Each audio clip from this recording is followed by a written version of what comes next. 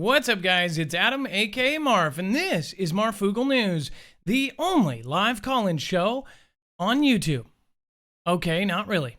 Today, we're going to be talking about an amnesia disorder striking YouTubers all across the world. And... Adam, what's going on, dude? I don't know. Okay, let's take this one step at a time. Look to your right and push the blue button. I'm sorry, which one? I don't know. I can't remember. Okay. I think we'll be back right after this. Pretty sure.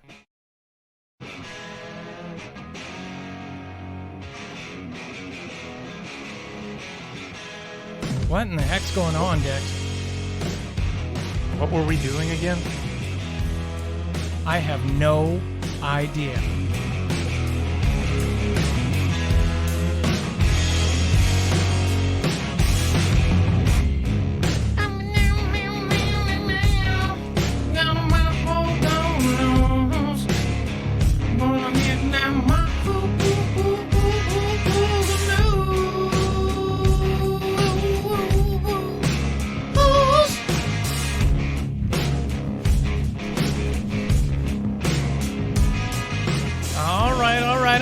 What is up, guys? It's Adam, aka Marf, and this is Marfoogle News. It is 11/20/2019 at exactly 8:36 p.m.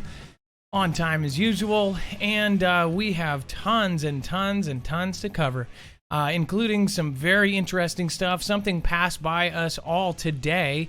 While everyone is distracted on this inquiry, they slipped by the Patriot Act again, only most of mainstream didn't even mention that name because that's a trigger name, right? Because that's what was passed after that beautiful day in September back 18 years ago. So if you've never been here before, this is a live call-in show. We actually have a number at 224-400-MARF, and of course, you can actually... live, bring up articles, videos, or anything to Dex. While you're here, let's just get a sound check on you, Dex. Dex, are you there? Hello, Adam. I am here, and hello, Foogle Fam. Okay, so Dex is actually able to, whatever the caller has, say it's a video, say it's an article. In fact, just about a week and a half ago, Rip Curl actually gave a California.gov article about Cascadia subduction zone. It was very important that everybody see it. He was able to give it to Dex, and then I have a live connection with him, and I can pull it up. We have so many crazy stories right now, but remember, you can call in if you have something to share. Or if you debate what we're saying, if you don't like what we're saying, or if you have the, I guess the truth and you want to share it. The thing is we're covering mainstream articles and then we are talking about it in an open form, which apparently they don't like as well. So we're going to go over that. And then, man, I feel like I'm forgetting something. And it's almost like an amnesia. I don't know. Dex, about today's news, obviously we have a lot of big things and then some things that should be big, but nobody really noticed. Yeah, that's right, Adam. I almost forgot it all. All right, we'll keep moving. Okay. Yeah, the news is pretty good. It's pretty packed. It's stacked. Lots of coverage across the globe and across some things, but real interesting is the one you brought up about this Patriot Act that apparently has snuck by everybody while we're busy watching the pomp and circumstance of impeachment. So I'm going to read this article here. It says, so much for the hashtag resistance. While all eyes were on impeachment hearing, House reauthorized the Patriot Act. This is a big deal. The Patriot Act is what kind of took a lot of our freedoms away back in, I actually don't know what year it was. I don't know if it was exactly 2001. It might have been 2002, or in the next. It was that time where we had shock and awe and all that crazy crap happen with our, WMDs, all that. It says, excuse me, sorry. House Democrats have slipped an unqualified renewal of the draconian Patriot Act into an emergency funding bill, voting unanimously for sweeping surveillance carte blanche that was the basis for the notorious NSA program. Now, notorious NSA program they're talking about is what Edward Snowden let us know about, which was the incredibly invasive phone program that basically tapped our phones, recorded our phones, and kept track of basically everyone we called ever in our lifetime, since however many years it's been. Now, I actually covered this when I was very small about how they said that they deleted 685 million call logs or something like this, and they said that they were completely done with recording our stuff. And obviously, a lot of us said no. I firmly, I've talked to many people, many sources on this subject, and they say it was just changing over. It was a different way of surveilling. So yes, that formal program, as far as everybody knew, shut down. So they actually did shut down major parts of it, major computers, but they also opened up new buildings that they did not actually, make public. Now, I think that we know this about a year and a half later, but back then, a year and a half ago, not anybody was talking about this, the fact that they opened up different programs. So it's just different ways to do it. I think they had a new technology that they were putting into place. Now, who knows if we even need it? I mean, literally, we just talked about yesterday, facial recognition getting put into, Ring doorbells and Nest and all of these different, companies are putting facial recognition that have a direct connection to the police department. They already have cameras that are connected to the police department, and a senator actually reached out and was, giving them crap over it, like, hey, this is a huge violation. And they said, no. We, it's a feature that we haven't unveiled yet. There are certain parts of it, like commercial buildings have connections with the police and such on with the facial recognition. They say, basically, if our customers demand it or if our competition does it, we're going to do it. We actually covered when they did the patent for it, and they did it at the same time as everybody else. So with that being said, there's going to be, if you want to talk draconian, I mean, like, this is going to be surveillance that you can't even imagine. They will have every piece of your info, including what this platform has already collected. And by this, the daddy platform, including the colored letters right here. And I'm not saying anything bad about those guys. They are amazing people. I love you guys. The two O's, red and yellow, such a good color choice. I just love everything about you guys. You know what I mean? A 3-month reauthorization of the notorious Patriot Act was shoehorned last minute. Continuing resolution, or CR, funding the U.S. government, bundling measures needed to avert yet another government shutdown with a continuation of the wildly intrusive surveillance powers passed after September of 11. Attacks. Democrats voted almost unanimously granting the far-reaching surveillance capabilities to the very same president they're trying to impeach. Which is kind of funny, actually. It says a roll call vote on the bill was split exactly along party lines, with all 230 Democrats standing up for unconstitutional mass surveillance, including progressives Alexandria Ocasio-Cortez and Ilhan Omar, Minnesota, who spoke out against it earlier. 2 other Democrats opted not to vote, but not a single representative dared oppose party groupthink.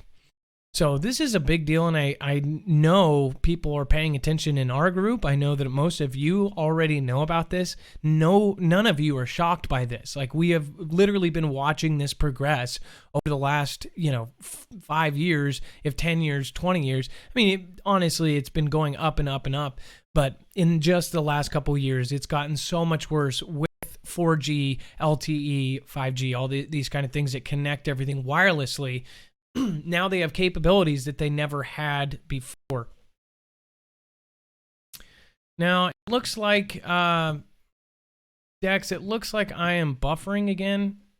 So I'm just going to keep rolling with it. Let's see here. Yep. You know what? This is just amazing.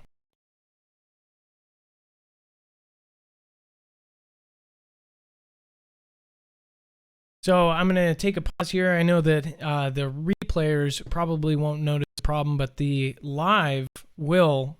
And this has been happening specifically with the, and it's cutting me off.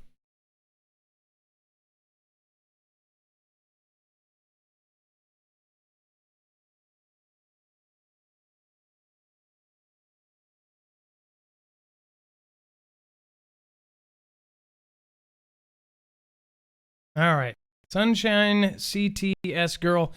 You know, it's funny that I start talking about this platform and this happens like every time. It's pretty funny. Man, oh man.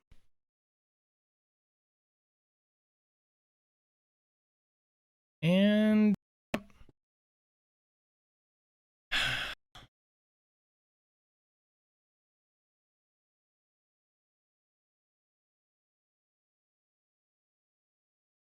so hopefully that fixed it. I tried to fix a little bit of, yeah, 100% CPU.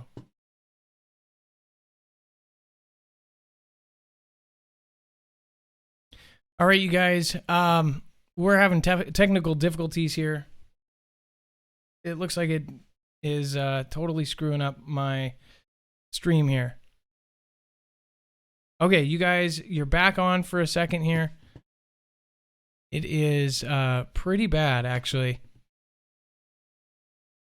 Dex, are you there? Hey, Adam, I am here. And I see either buffering or stream offline, back and forth. Okay, so yeah, man, it's like every time I touch this subject, it's like boom. You know what really sucks is I stood up for some people that have kind of openly said that this is pretty messed up, everything that's going on, and it's like all of a sudden problems when we've never had problems like this before as far as the buffering, and it's not from my side. I'm looking at my stuff. That's really too bad. It looks like it's going back up, so Joe D might be right that was probably a T word or it triggered something. Okay, so we're going to continue. If you're watching the replay, thank you guys for being patient through the choppiness and me going and wondering what was going on. Looks like it's back to normal. Either way, gosh, man. I am going to say thank you to a couple of people. I missed a few people last night. There was Christina Potwin. I know she had one. A few other people, which I will make sure to thank either tonight or tomorrow. Juanita Sherman, you Marfooglers are much appreciated. Sunshine CTS girl, thank you from Canada. I appreciate that. And then Snaff Foo, hey Marf, longtime watcher, first time donator. Much love to the Foogle Fam. Also, I'm the original Snafu, not to be confused with Snafu. Well, nice to meet you, Snafu. Susie Q72, welcome. Thank you so much. I appreciate that. Justin Maynard, thank you. Patty Chapman Lawrence, love yeah, Adam Dex and Foogle Family. Dusty Fox, hi Marf, I love your stuff, my dude. Lilith Hathaway, thank you. I appreciate all of you guys coming out in strength. Especially like we're gonna have to get some, like, yeah, we're gonna have to get possible legal help. Lance Muir, thank you so much for supporting. Darren Busby, meteor storm triggered by mysterious comet. I think we have that on the docket either for tonight or tomorrow. Tanya Vroman, appreciate Marf Dex and the FF. The Foogle family. And then Brett Butler, super chat for Lego Stash. Legos are my self-therapy. Mine too, Brett. You already know. I'm actually worried about having these back here for the new rules that go into play. Marcella Olorcon says, awesome work in keeping informed. Love you all. Tanya Vroman, great to see you and the Foogle Fam. Foogle Fam. I think Foogle Fam works too, though. Stephanie G, Omar Hawk, Jessen Roche, and Uncle Nacky. Thank you guys for all subscribing in the last few minutes. I appreciate you guys. Welcome to the fam. And then Neil Nelson. Again, I missed some people last show, and I apologize. It did not show me. And then I watched my own show to see how bad the buffering was, and I saw people on there, and it didn't even show. So I apologize about that, including Christina Potwin. I believe there was a Jason in there. There was a few in there. Grizzly, thank you so much. I appreciate that. Okay, let's see. Let's see here. Okay, so let's get rolling. Obviously, they don't like this subject, and people wonder why we're touchy about what we talk about. World's rich and rattled are seeking old-fashioned security. This is kind of an interesting story. It says, where the richest live, and it actually shows here. It says, it shows a map, and it shows the richest people with at least 30 million. And I've actually watched whole documentaries on the richest cities, and it says 3,300 30 millionaires, over 30 million in New York. So that's obviously the richest place here. Looks like, actually, I'm surprised Sao Paulo out of all the places, but man, that is a beautiful, beautiful place. Paris, a lot of millionaires there. And then Singapore, oddly enough, Singapore and Tokyo. I get Singapore because of what they do. Taipei and Beijing, I'm actually surprised that they are actually that low. Actually, more surprised why they aren't talking about the, Saudi, the oil countries. Either way, it says, a few blocks from Grosvenor Square in Mayfair, 46 Park Lane resembles a private club with wood-paneled walls and an ornate fireplace dating back to Britain's Victorian era. But down to a flight of stairs is one of the most secure rooms in London. Built by IBV International Vaults, the steel-walled stronghold is scheduled to open next month and will cater to billionaires looking for a place to stash their most prized possessions.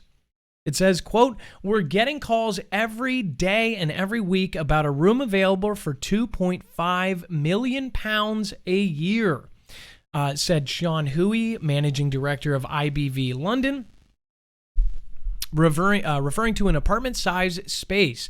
The firm, which also has a 550 safe deposit boxes on site and room for about 450 more, is betting on London's reputation as a safe haven, even with Brexit. It says this will be IBV's sixth location, and it's hardly the only such firm fielding queries from the wealthy. From London to Switzerland to parts of the U.S., the rich are looking to store precious metals, cash, and cryptocurrency. I don't get how that works. I guess they have it stored on a computer or floppy drive or something. Kind of confusing.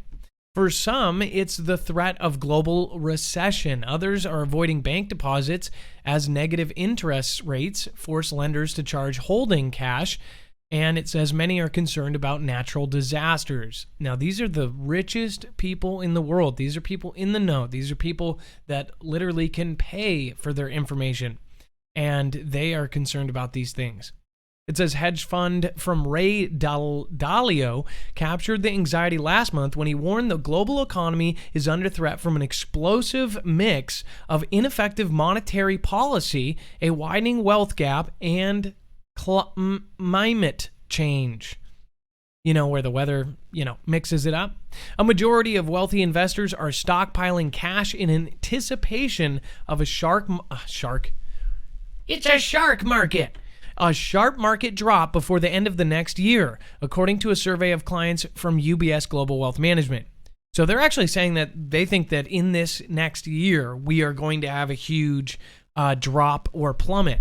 I actually don't think that's too crazy to think. If we do get a new prez, or if we keep the same prez, I find that we are bound to run into some sort of hardships or trouble. It says, quote, we have seen extraordinary demand for safe deposit boxes ever since we started offering them in 2015, and that demand has really gone up since the late summer. So what they're saying is they're literally looking for like old school safe deposit boxes, putting their cash in. That's how much they don't rely on the banks and the systems now. They actually are stocking up on gold and silver. And no, I'm not inserting a gold and silver ad here. In fact, I've turned several companies down. I would say this is up to you. I would say you really need to do your own research on that kind of stuff and come to your own conclusions. I would not let somebody else tell me what to invest money in. I think that's a super personal choice, especially, and no offense to anybody else that, lets people know about that.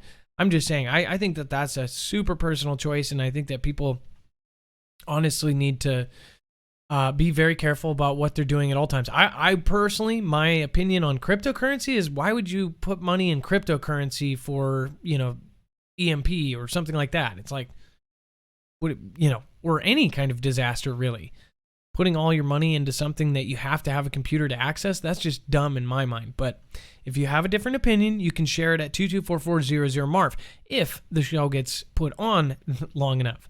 It says, quote, it says, most people say they are planning for difficult economic circumstances. Now, mind you, we are talking about the $30 million plus people. These people are extremely well connected. These people are high up. These people are the elites. And they are saying that they are expecting difficult economic circumstances. I think people are starting to wake up to the fact that it's not all peachy right now, and it's actually gotten worse. Yes, T-Man has, there's a lot of good things happening, but where are we at right now in the term? It's about to be a new term for a new president, possibly, if everything goes well for the puppeteers. So who knows what's going to happen, really. It says, Prepper Ilea. So, Prepper Ilea, I saw there was at least 5 yesterday. It says, I don't mean to be a pest, but you missed my super chat last night. Just wanted to clarify that birds don't fart. True story. Anyways, did you know that you can actually drink lava, but only once? Oh my gosh, more dad jokes. If I wasn't so mad at the Boogle, I would think that was hilarious. Richard Millsaps. By the way, Prepper Ilea, there was 5 of you. Christina Potwin, other people. In fact, Dex, I actually asked you before the show if we could look up them because I felt bad. It didn't even show them on Streamlabs OBS. So I think it's because people did it before the stream started. Maybe that was it. But obviously last night we had a lot of problems. It says it's a similar story for Syncona Trading AG, a precious metals dealer with more than 1,000 safe deposit boxes for rent in central Zurich. It had scores of empty boxes 3 years ago, but now it's renting about 5 a day, said Benoit Chouany, a managing director. There has been an extreme demand, he said. It won't take too long until we're full up. So get it through your heads, guys. People, the richest people in the world, are now taking their cash and putting it in somewhere. We covered last year, the Rothschilds were actually fire selling a lot of their properties when they didn't need to. I mean, we're talking about they were selling them quick. So whatever's going on, I don't even think half of the puppeteers know what's going on. Elon Musk's rogue fleet of internet satellites are so big it's blocking views of the stars, astronomers moan. So we've covered this. They're essentially making lines across the sky. There's so many satellites, and they do make light. So say take an observatory, which is essentially not only zoomed way in, but it's also doing a super long exposure and moving with the star to catch it, or with the stars. It sees these lines across the sky because it's actually satellites. There are so many satellites now that they are having problems actually seeing stars. If you now, Dex, is there anything else you wanted to point out in this documentary in this article right here? Hey, Adam. No, I don't have anything else to pinpoint. I was trying to grab some of these other super chats from last night, but yeah. Okay, thank you. I appreciate it. Again, multiple. So thank you guys. SpaceX Starship prototype explodes during ground test in Texas. And by the way, we're not even to the crazy stuff yet. It says SpaceX reportedly started pressure testing of the potentially revolutionary prototype just days ago. It says details are still very limited, but SpaceX's Starship prototype suffered a serious accident during a ground test less than an hour ago. The space launch company is testing the prototype of the reusable spacecraft at its facilities outside the Boca Chica in southern Texas. Now, last time they had a mishap, they said it was like a slight mishap, and it was an extreme explosion. So I wonder if this isn't the new one. I don't think. If this is the old one, that would be pretty funny.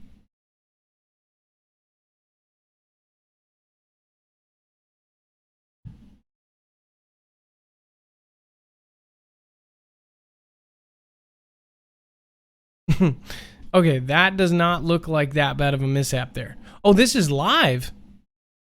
Oh, wow. So what's funny is last time they said that they had a slight anomaly.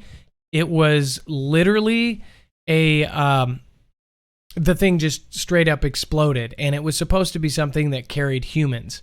They were like, they didn't want to scare off investors, so they said it was a slight anomaly. And then somebody leaked video of what really happened, and SpaceX essentially lit a huge firecracker the size of a car. It was pretty funny. Virgin Galactic's founding astronaut prepares for flight. Known as a space diplomat and pioneering North Pole explorer, Namira Salim finds peace in space tourism. Salim is the first South Asian space tourist who will go aboard with Sir Richard Branson's Virgin Galactic first suborbital flight next year. It says Virgin Galactic's founding astronaut joined Yahoo's finances on the move to discuss her upcoming journey, spacesuit fitting, and the space race. Salim recently attended the Virgin Galactic Founders Forum, where she was fitted into the world's first exclusive spaceware system for private astronauts, sponsored and created by Under Armour. That's pretty funny. It says she said she spent 2 days with the footwear and apparel company, which provided specific details on what to expect during the flight. So Under Armour is actually making spacesuits now. That's pretty cool. It says, quote, "It was incredible because they gave us a fitness plan and a diet plan." She explained the spacesuit just needs to be a little bit of tweaks. It was just amazing. The excitement building up and the whole plan on how it's going to happen at the space bar. We had a lot of discussions about that. So I would love to hear what you guys think about this going up into space thing. A lot of people say that they're just going to go to high altitude and essentially just go as high as a plane can go. I know that there's some folks here that just don't even believe that, space exists. So I would love to hear everybody's opinions on this. And again, we don't need to fight over that subject either. But again, if you want to read the rest of that article, you can go to marfooglenews.com. And while we're here, just to remind you, a simple reminder, go to marfooglenews.com and you can actually find this thumbnail. And when you get there, you will not only see this, but when you click on it, you'll be able to watch the video live. So it's actually going to be playing live here, or you can watch it a month from now. And down below, you can see every article that we cover, and you can even follow along on a second device. So with that being said, make sure you go over to marfooglenews.com. It says, now this is a big deal. Dex, I want to pull you in on this one because I think you will agree with me on this one. NATO to make outer space next operational domain. Now, we've seen a lot of things go on with, space. They just approved nuclear devices to go up. What do you think about this, Dex? Well, Adam, this is obviously more grabs, more territory grab, if you want to call it that. Except this is space, so we're seeing, NATO basically taking its domain, its operational domain, and saying, "Hey, we're no longer just here, with the on the planet, but we're going to take and we're going to start to control or have some domain over space."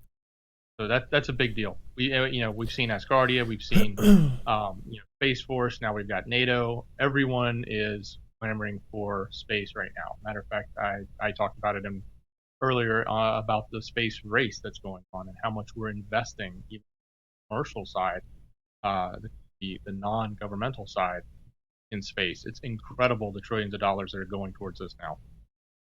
And they won't even spend $100 million on some things, and it's just crazy that they're spending so much money on this. Why? Right? Where does it actually move us forward? Well, that's they're saying, why do we need to go to Mars? Why do we need to go to the moon? Why do we need to be out in space? Right? Well, because satellites and these things, right? I think that there's much more weirdness going on here. I think that humans in general, especially in this day and age, we think we're so smart, we think we're so discovered and learned, but I don't think we even can grasp what this world and what this universe is, as far as God, everything. I think that people really rely on that, the science part of it, this and that. I don't even think we can comprehend what we really are, what this really is. As far as space goes, there's something definitely going on. I mean, how many trillions of dollars are they putting in? That's nuts. And operational domain, like, what are they going to do? Start claiming space above things? Like say the space, I wanted to say airspace, but there's no air. The space above countries, so like above the United States would be like our space land or something. It's all super new, super just, it's hard to wrap our heads around it. It says, so much for the North Atlantic Treaty Organization, NATO, though we might note when it previously bombed Belgrade, assisted in the occupation of Afghanistan, and toppled Libyan Muammar Gaddafi, any sense of concern for overstepping its mandate or mission creep was clearly lost altogether. As if it was seeking expansion into Eastern Europe, the Balkans, and potentially the Caucasus were not enough. Now, the Cold Conflict Military Alliance, and of course that's the W word, is eyeing expansion into space. This is the focus of the following new report, which I wanted to look into this, not in The Onion, but in Bloomberg, entitled NATO is poised to expand its remit to include outer space, which introduces NATO intends to make space a, quote, operational domain along with air, land, sea, and cyber, according to Secretary General Jens Stoltenberg. The move, to be approved at a meeting of NATO foreign ministers on Wednesday, would bring all 5 areas within the scope of the alliance's collective defense commitment and comes as a member countries seek to address fresh internal political splits. So this is a big move. Like, this is NATO grabbing, saying that we're going to grab land in space, and everybody's going to do the same thing. Stoltenberg described to reporters on Tuesday, quote, space is of great importance are civilian societies and for any military operation, and described space expansion as, quote, essential, saying further, it's about communications, it's about navigation, it's about data imagery. Space is essential for almost everything we do. Well, especially now. It says, so now Article 5 will be invoked to defend a NATO member's claim to a chunk of the moon or Mars again. The NATO chief didn't just describe the prospect as an interesting project or avenue for future potential, but says as essential. NATO ministers have over the past year been discussing an overarching future space policy, so it's nothing new. However, the suggestion that it is now essential to the mission might come as a surprise to member states. Okay, can we just say this? We've called this for like 2 years. I've called this for a long time. Space is way more important. It's like they are trying to get off Earth. What is going to happen in the next 3 or 4 years that they have to get to space? Dex, have we not shown all these weird little countries are trying to get to the moon, trying to get to Mars? They are literally moving up deadlines, moving up dates. All of a sudden, T-Man was like, we got to get a Space Force. They're designing Hammer at hypervelocity asteroid mitigation and emergency response vehicles, basically a nuke on a rocket to destroy asteroids. What the hell is going to happen in the next couple of years? Why are we so obsessed with getting to space? Why are smaller countries that don't even care all of a sudden in this race to get to the moon and then to Mars? Why are they asking scientists all over the world how to terraform Mars? Just throw away whatever, say you don't believe there's a Mars or any other planets out in the galaxy and you believe we're on a flat plane. That's fine. Just imagine for a moment, though, that it is what they say it is, and there's a couple planets out there, and they really are out there and on those planets, and they're trying to get people up there, or at least the elites. I just think it's crazy. All the $30 million plus people are putting all their money into actual safe deposit boxes, and all this stuff is going down. They're making. And there's many reasons for this, Adam. I mean, it could be complex as they know something's coming, and we need to be able to save the human race, or it could be that just we're not able to sustain where we are on the planet today with our population. As much as we've heard about population control and heard about depopulation, maybe that's part of the strategy, is how to migrate population off of the planet. Who knows?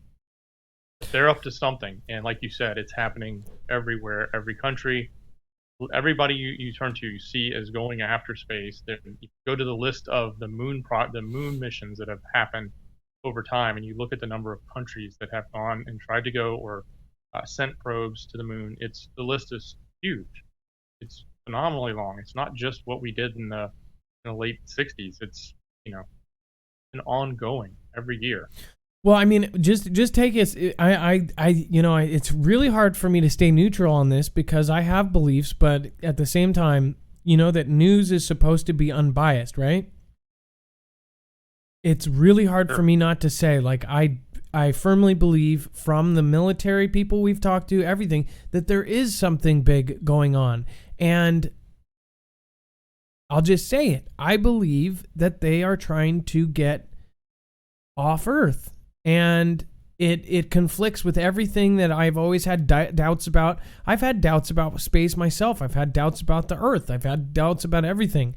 I think a lot of us have, even if you're super against, I don't even want to say the word, but F-Earthers and G-Earthers, they call each other back and forth names. It's stupid. Let's all get along here. But again, there are weird things out there. I mean, there's just all these weird things, right? But again, if we just accept it for how it is, it seems like they are hiding the fact that they are doing so much and they are trying to get out there super quick. Just put everything together. Look at all the deadlines. Look at all the operations. Look at all the missions they're doing. Look at all the countries they're having involved. They're getting all of the military branches to put money aside for space reasons. Is that so they can put money aside to fly up their best people up or something? I don't know. But even T-Man said, no. He basically said he was told, he was filled in finally. And you look at him and you can almost tell they really did keep him in the dark until just then. And he's like, I asked him, why are we trying to go to the moon? And they're like, no, we're not. This was actually what he said to the media. He said, no, we're not. We're actually just using the moon as a launch pad to go to Mars. It's the weirdest thing. What if they found something? What if they knew Mars was an old planet or was Earth or something, beforehand? What if all this stuff? And what if they discovered, God, or, they could have done a million different things. If you want to talk about Area 51 and really spooky stuff, there's just so much there. There's so much, to out there. What if fallen angels came and told the presidents and the prime ministers all over the world saying, you've got 3 years on your planet, turn it peaceful and get off of it or something. I don't know.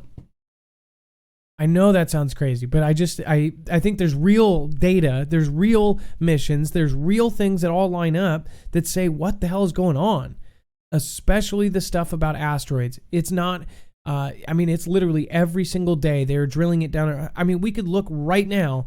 I guarantee you will find an article that says an asteroid the size of Giza, the size of, the Eiffel Tower, the size of the Space Needle, the size of this. Every single day. They've been drilling it into our heads. That's like asteroid, asteroids, near Earth object, near Earth object. And then we've had all these weird sightings. We've had emails from across the country. Dex, how many reports of asteroids and meteors and weird sightings have we got? I mean, like in the hundreds. Yeah, every day there's something. Every single day we get so many reports. And it's like, what the hell is going on? I saw 2 myself, and I don't think I'm incredibly lucky. I don't think, I just think that there's that many coming in that if you look at the sky during the nighttime, you're going to see something happen. That's crazy. It came in the atmosphere and burned up right in front of me. It looked like it was going to hit. So whatever is going on, just look at all the stuff we have put together over the last year and a half. If you've been watching me for a long time, you know that I've kind of stayed the same this whole time. There's something in the back of me that just says there's just something not right. Like the deagle, everything, like our population, something's going on. All right, so I talk about Cascadia subduction zone a lot. I talk about Yellowstone every once in a while. That's because, a lot of people believe that Yellowstone could be triggered by a Cascadia subduction earthquake. Now, if Cascadia does go off and if Yellowstone goes off, this could be the last volcano that many of us see. The reason why is that ash cloud could cover the earth and actually darken it out and screw a lot of stuff up.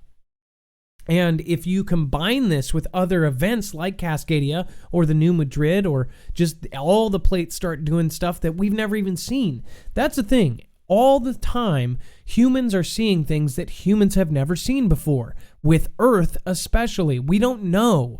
We have maybe 300 years of kind of detailed stuff, maybe, a little bit more written, but I'm talking about really detailed stuff just in the last 50, 60, 70 years and advanced in just the last 30 years.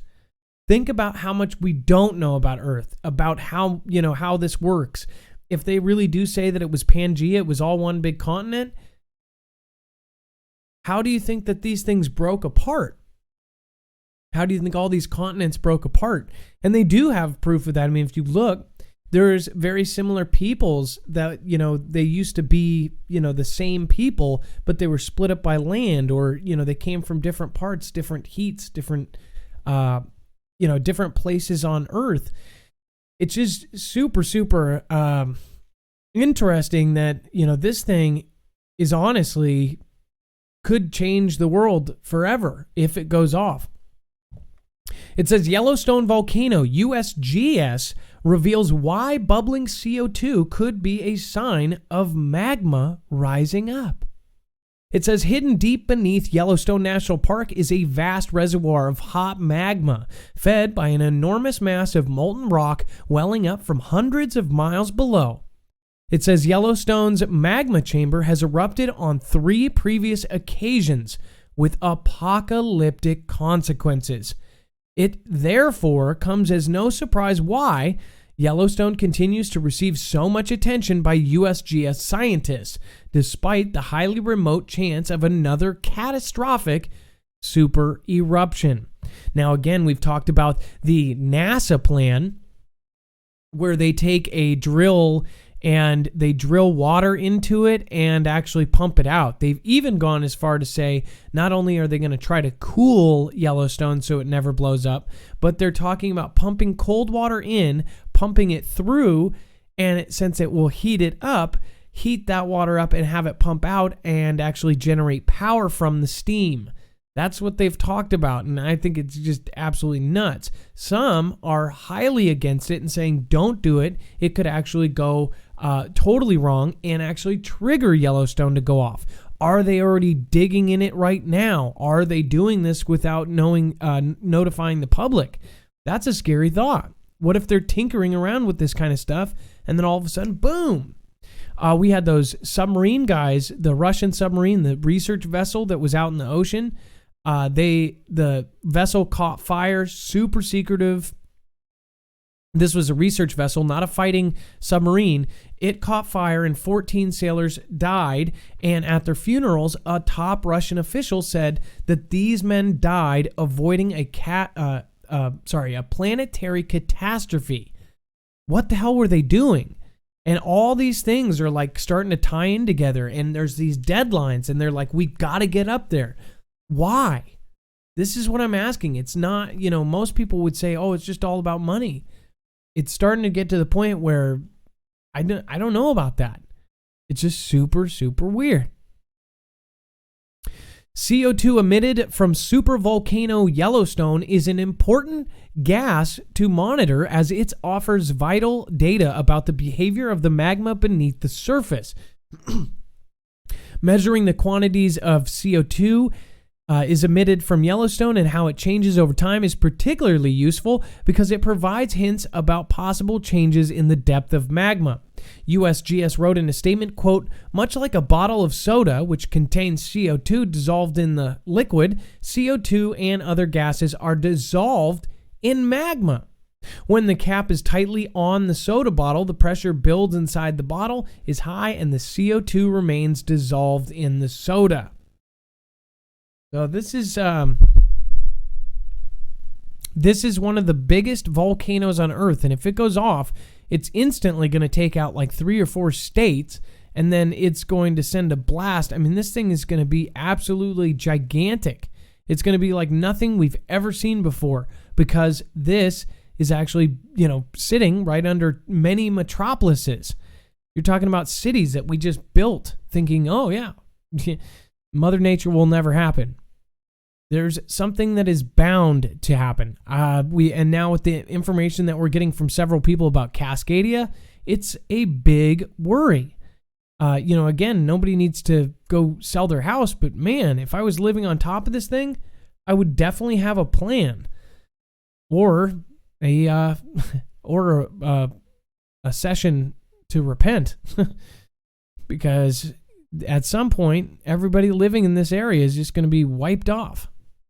So it says when the cap is taken off, the pressure on the liquid decreases and the CO2 bubbles out of the liquid and is released into the air. CO2 has traditionally been measured by collecting gas samples and analyzing its chemical composition in the laboratory. However, to better understand it and other gas emissions change over time, measurements need to be made all year round. Now it says, and in good news for those affected in the unlikely event of another Yellowstone eruption, the evidence indicates concentrations and emissions have been relatively stable. So do they just tell us that stuff? Like, is it actually super, active? And then they come out and say, oh, don't worry about it? I don't know. It says, if the supervolcano underneath Wyoming's Yellowstone National Park ever experienced another massive eruption, it could spew ash for thousands of miles across the United States, decimating vast swaths of the U.S. A 2014 scientific paper revealed Yellowstone was capable of burying states like Wyoming, Montana, Idaho, and Colorado in 3 feet of deadly volcanic ash. That's nuts. Think about that. 4 states covered in a pile of ash. You would be able to see this from space. You would be able to see black just over it. Well, actually, you probably wouldn't, because all of that would go through the air and cover it up. Probably wouldn't be able to see anything. It is pretty bad. Yeah. Adam? Yeah. This is bananas, but I also have breaking news. Okay, what is it? If you want to go grab it out of the screener, there's a Twitter thread I need you to pull up. It says breaking news on it. Allegedly, in the last 45 minutes or so, it's being reported that there was an undersea explosion and radiation is being detected in the South China Sea. Dude, I'm serious, you guys. I'm telling you, this is exactly what we just talked about with one of our military members. This is not cool. This is exactly what we do this show for. And at some point, people are going to realize, like, we do this show, we have fun, we try to turn it into positive things. But I'm telling you, there's going to be some stuff that is going to go down, and you guys are going to want to have your shit packed. I'm like, excuse my language, but people are going to want to have some sort of plan. I'm going to pull this up. And it's in the South China Sea. Do you realize that, Dex? Bananas. Yeah, bananas. But pull the entire thread up. Go through the thread quickly for everybody. Again, it's very early intel. They're looking at lots of different data inputs to get this. So take it with a little bit of grain of salt. But there are reports coming in around this that it could be something as an explosion, or a submarine, a nuclear powered sub that did something, or they're not sure. So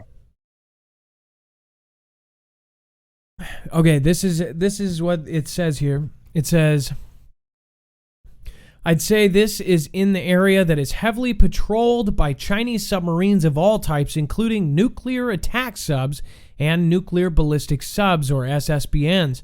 China's main sub base is near in Hainan Island. This is one of the main reasons why China wants the South China Sea for its subs. So this could be another Chernobyl, only in the sea. Isn't that right? If this is that bad of radiation? Let's see here.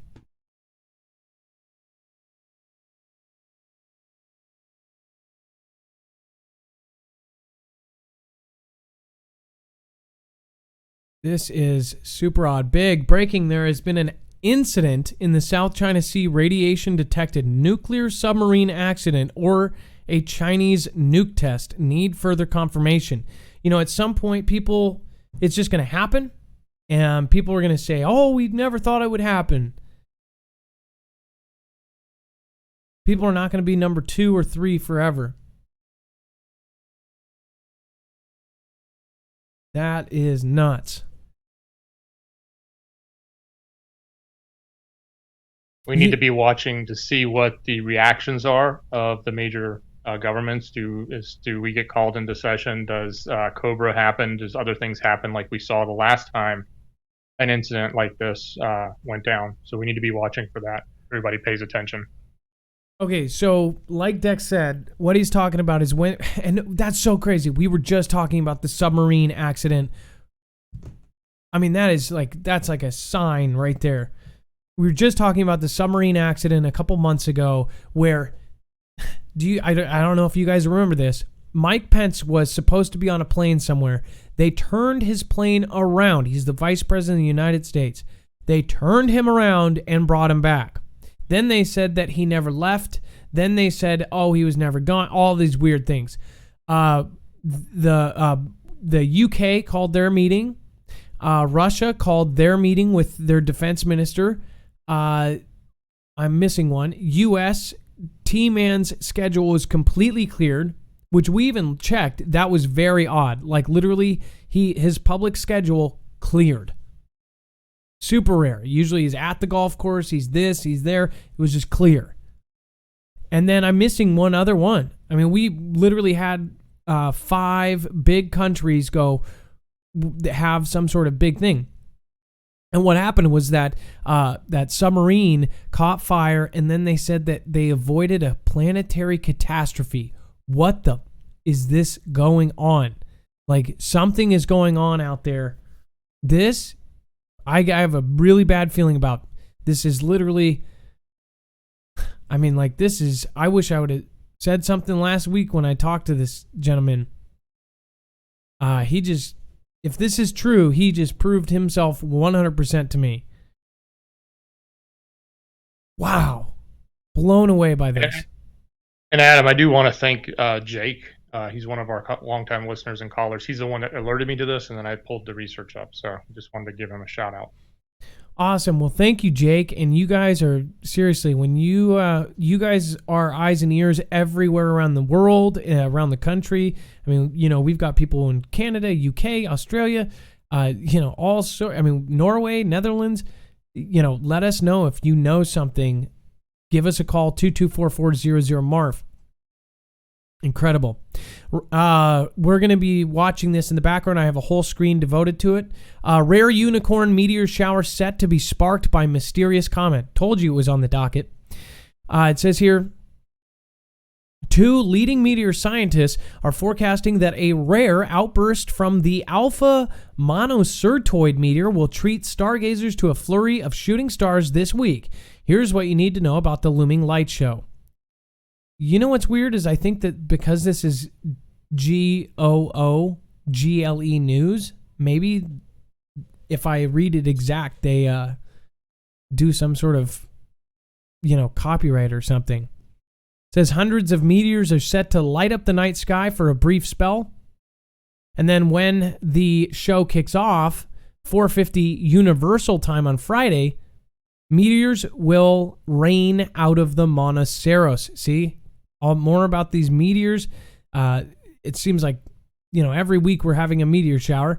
The Unicorn constellation near Orion the Hunter, and they will be caused by debris from the tail of the mysterious unknown comet burning up in Earth's atmosphere. What the heck? Do you guys remember? I mean, this is the most I've seen. I don't know why. It seems like every week. It says, as well as being rare, the dazzling display is also exceptional because it's only set to last about 15 to 40 minutes. The waning moon will cause only minor interference, and the best views will be in Western Europe, Eastern North America, South America, and Northwestern Africa. Okay, we're going to get moving on. If we don't hit all the stories today, you, again, can find them on marfooglenews.com. You can actually go here and get any and every one of these articles. Let's see here. NASA discovers alien sugar on board. 2 fallen meteorites indicating possible origin of life on Earth. If you guys want to check this article out, Dex, do you have anything to say about that? If so, no, Adam. It's just that we keep, every time we get asteroids, meteors, the discoveries that we keep making off of these, it's bringing together information from, or they're revealing to us the information that they're getting. And, we've got the one that we just had with Japan, where they're actually bringing back the samples that they got. They drilled deep into the asteroid and bringing that back. And all of these missions with the asteroids actually trying to, veer them off course, do all these things. It's just too weird. There's only so much that can be a distraction, and they're just trying to do all this. I think there's many distractions in this world. Some of them are real, though. I think some of their space stuff is real. Now, again, half of what NASA says, in my opinion, is complete bunkness. But again, they always put that name in things, and I think they almost know that people don't believe it. So it's almost like it's like a double throw off. Let's see. Yeah, scientists from NASA and 3 Japanese universities have found sugar molecules on 2 different fallen meteorites, greatly complicating our understanding of the possible origins of life on Earth. Sweet. Literally. You get it. Sugar. Anyway, yeah. If you want to read the rest of this article, you can at marfooglenews.com. Okay, so if you have not watched this interview, there's an interview on Prince A here. It says, Prince A to officially disappear from public life after interview disaster. Okay, if you haven't seen the frickin' interview, I'll just do a slight impression. Well. First of all, here's the problem is back then, but not now. I do sweat now. This accuser said that I was very sweaty. Back then at the pizza restaurant. I was at a pizza restaurant with my family, and I was at home with my children. I specifically remember because it's really weird for me to go to a pizza place. and it just happened to be a pizza place. And she said I was sweaty, and but back then I had a lot of adrenaline from something that happened to me in war. And since I'm saying war, then people go, let's not pick on the veteran, and don't look that way. It was the worst interview ever. This guy is so guilty. In this case, whoever his PR person was like, maybe it's good, just be real. Try to, just look them right in the eyes and say you didn't do it. And everyone saw right through it. I mean, this guy is, that's a creepy prince. I'm sorry. The way he talked, the way he stuttered, everything. Adam, the best line in there was, in addition to what you just said, is like, oh no, can't be me, I don't sweat. Oh, but we have a picture with your arm around the person. Oh, well, I don't know anything about that. Oh, yeah, I don't even know what you do. What do you mean? That's not a picture of me holding, sweating with... Amnesia. Striking YouTubers across the country and apparently princes. He totally forgot that he was super sweaty, and, look at the picture, too. It's just, ugh. So that guy is just a total slime ball, and apparently he's going to get out of there. It says, pal, Prince Andrew says he's stepping away from public duties for the foreseeable future. After giving an interview to the BBC widely panned as a catastrophic mistake as he fumbled through questions about his friendship with dead pedophile Jeffrey Epstein. It says, in a Wednesday statement, Andrew says that he asked for the Queen's permission to step back from public duties and that he regrets his ill-judged association with J. Ep, Mr. EpiPen.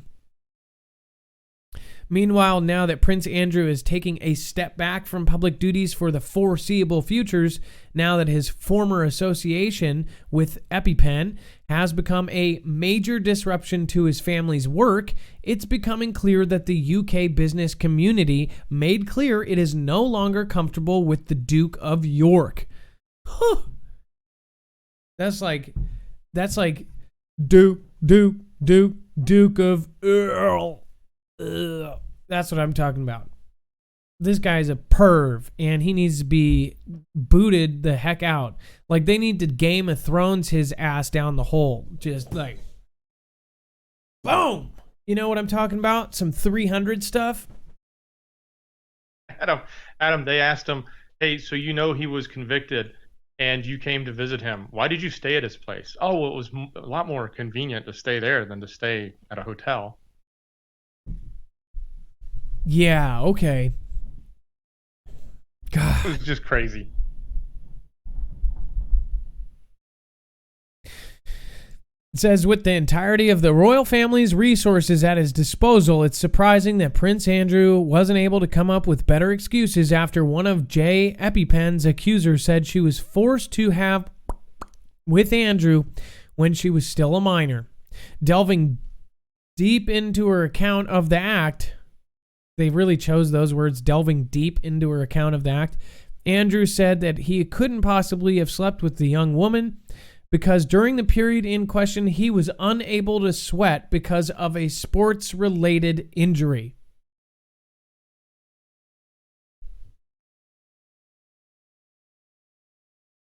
Where's your crickets sound effect, man? Wow. Absolutely horrible. Italian Air Force Reaper drone downed over Libya. And I spell that one out because that one is definitely triggered. Okay, so I'm going to show you here. This is, well, actually, I thought that was a Predator. I get my drones mixed up. But this one is absolutely, it's an MQ-9 Reaper drone bearing Italian Air Force markings in Libya. Appeared on social media Wednesday. One of the Italian's Air Force 6 Reaper drones crashed near the Libyan city of Tarhuna, southeast of the capital of Tripoli, on Wednesday, according to the aviationist. So this crashed. This did not get shot down, though, correct? Well, allegedly, we're not sure. Some were saying it could have been shot down. Yeah, that's a scary thought. Just- We've got a lot of things going on right now, and a lot of it's being kind of, dirt covered up.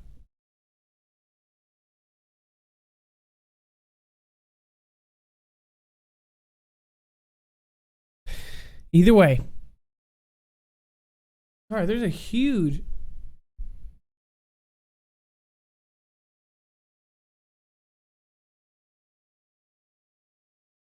I don't know if you guys hear that. There's a deep rumble.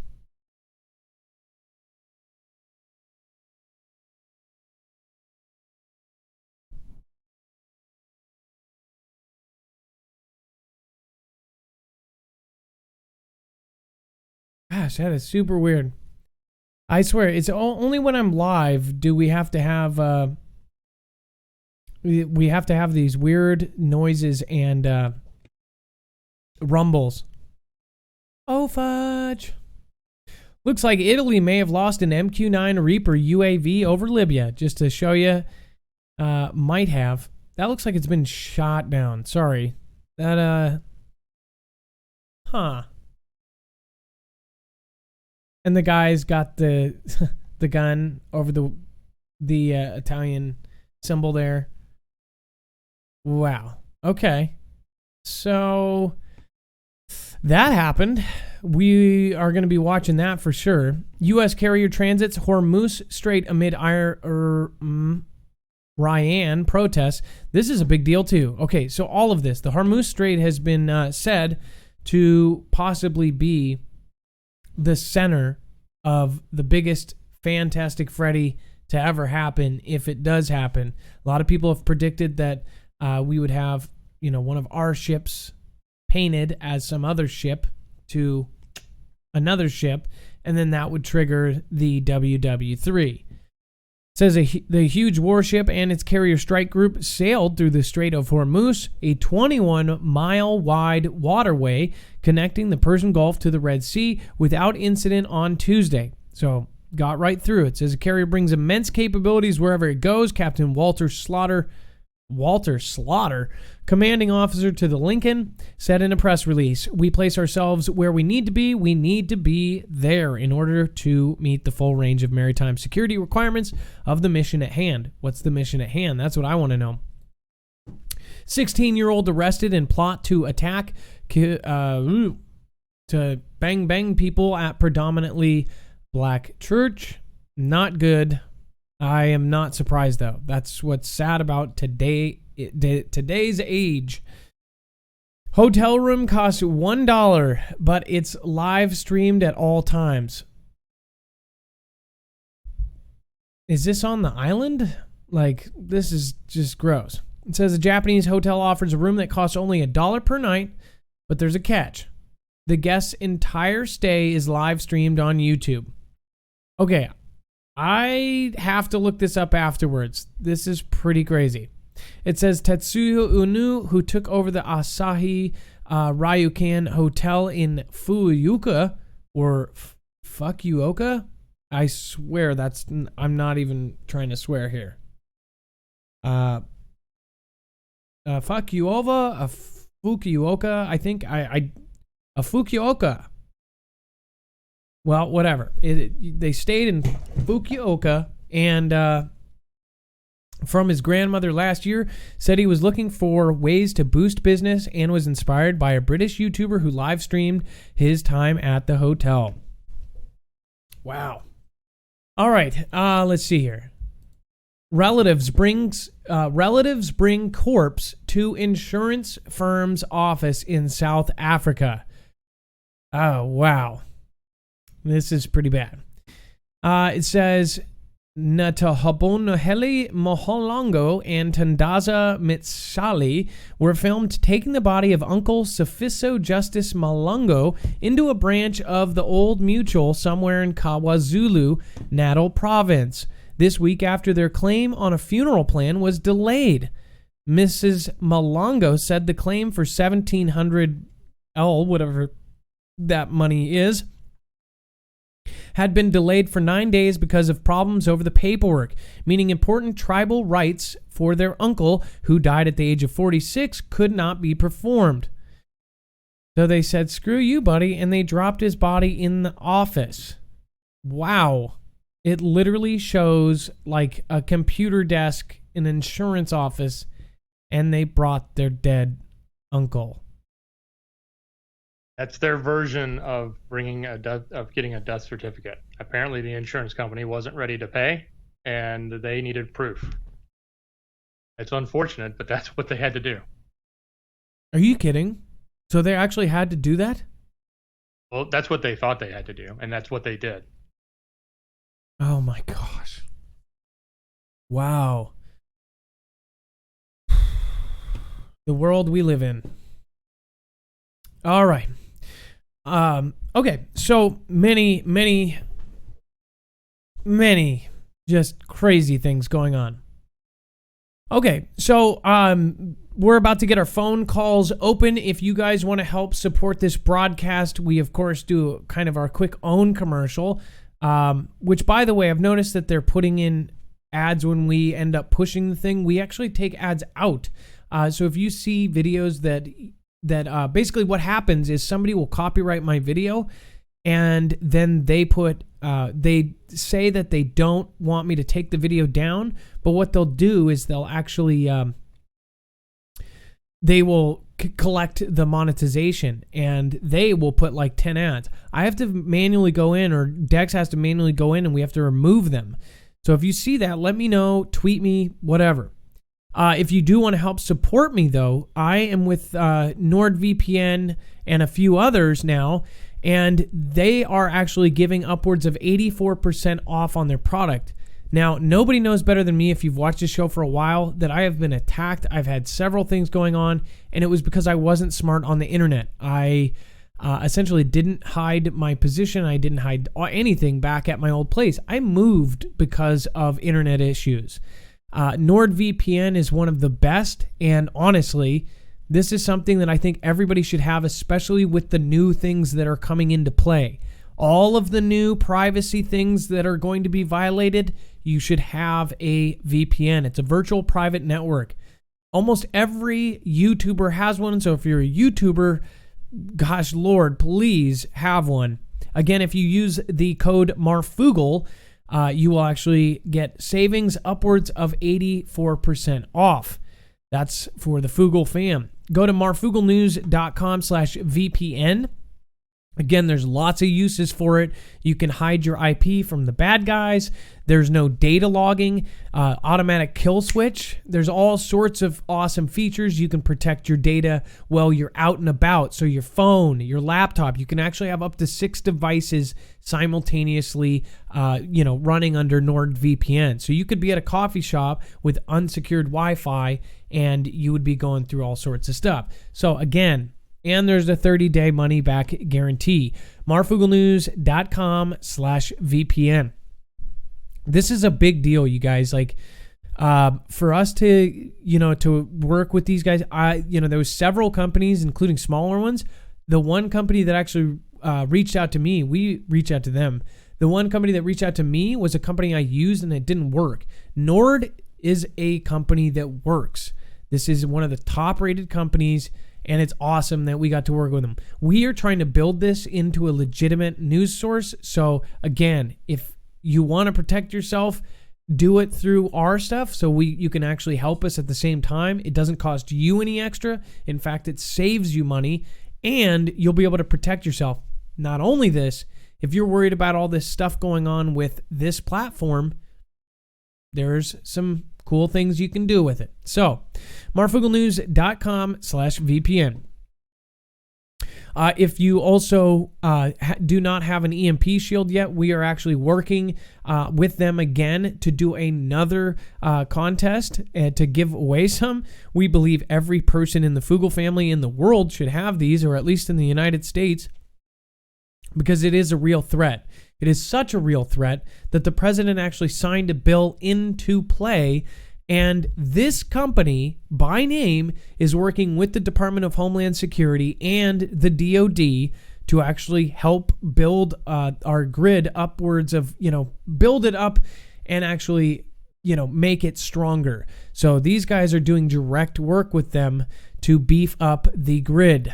And by the way, the grid is not in good shape right now. That's why these guys are hand-making products in Kansas that can actually protect you. It's tested by Keystone, and it's 100% guaranteed to actually protect you against lightning.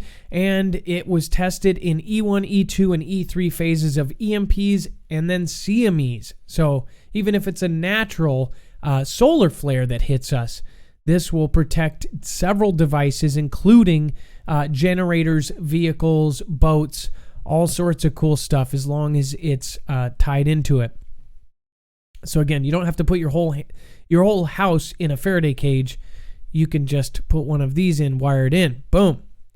Again, the generator, I think the generator and the vehicle are the two most important ones in my eyes. If you don't have a car to get to your bug out spot, or if you don't have a generator to beef it up after an EMP, you're going to be screwed. This is going to save lives, and people make fun of it, but it is going to save lives. I should correct myself. They make fun of me. These guys are, they're literally working to save millions of lives at this point. So again, check it out at marfooglenews.com/EMP. Pretty easy. We actually have it set up so marfooglenews.com/VPN or /EMP. Pretty easy. And and then, of course, our normal notice. Nothing in this show should be considered legal, medical, or financial advice. The views of the callers can differ considerably and do not necessarily reflect my opinions, Dex's opinions, or anyone else who helps the show. You should always do your own research and consult with professionals. The internet is full of fake news, so please take everything with a grain of salt. And if you have not checked out Marfoogle News, the main channel, it's super easy to share this, marfoogle.news. I actually thank you to a couple people. They just sent me pictures. They actually posted on, they printed these laminated posters and put them on poles with just the words marfoogle.news. And surprisingly enough, after looking at analytics, we know that people just saw that and were like, what the heck is that? And they had to type it in. And when you go to it, it basically goes to the subscribe button. So they won't even see it until they subscribe. It's pretty genius.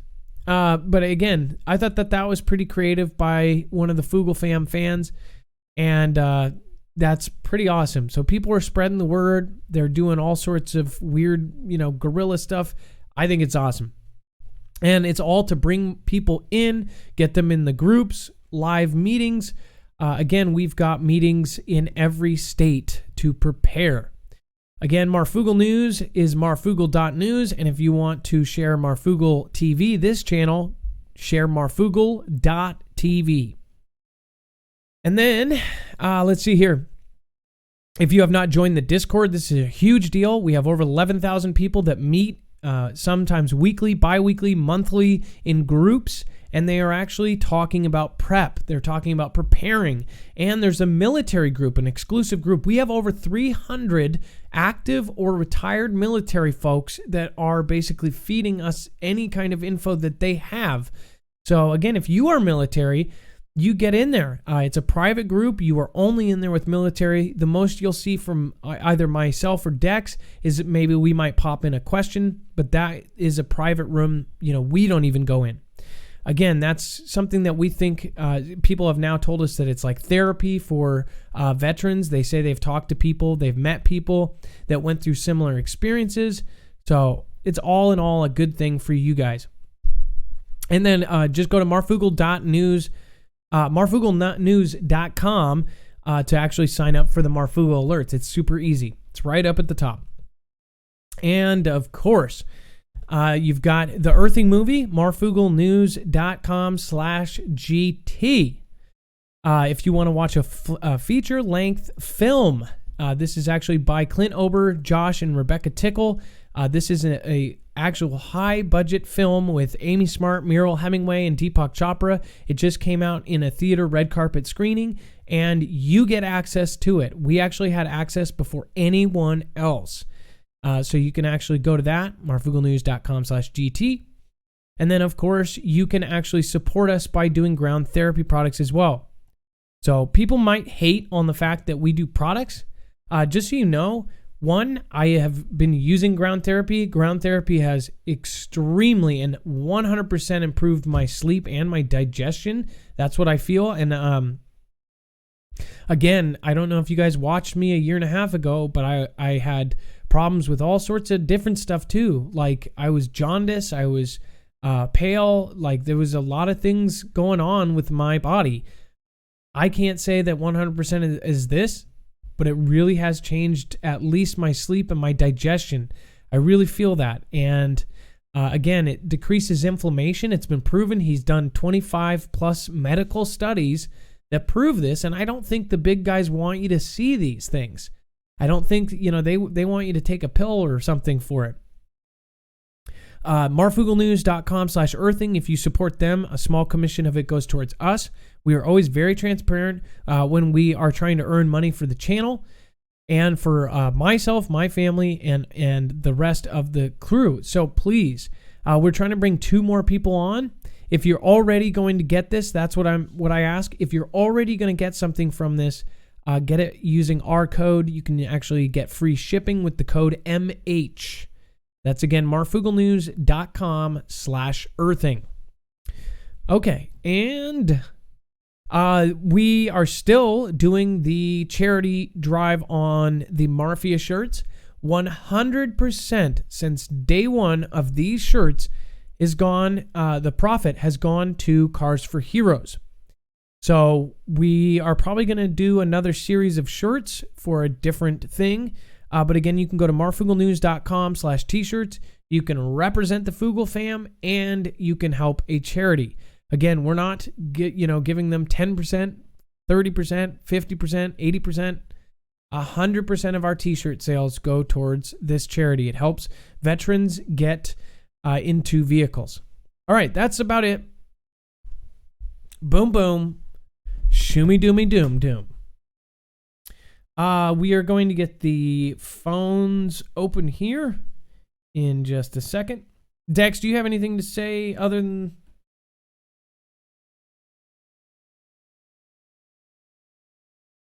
Probably not. Hey, sorry, Adam. I was doing research and talking to people about what's going on with the stuff in South China. I don't have any new updates on that, and I'm getting the callers ready. So, you ready? All right. Yeah, I'm down. Okay. Awesome. All right, so I'll turn this down real quick, and then we will get this caller on.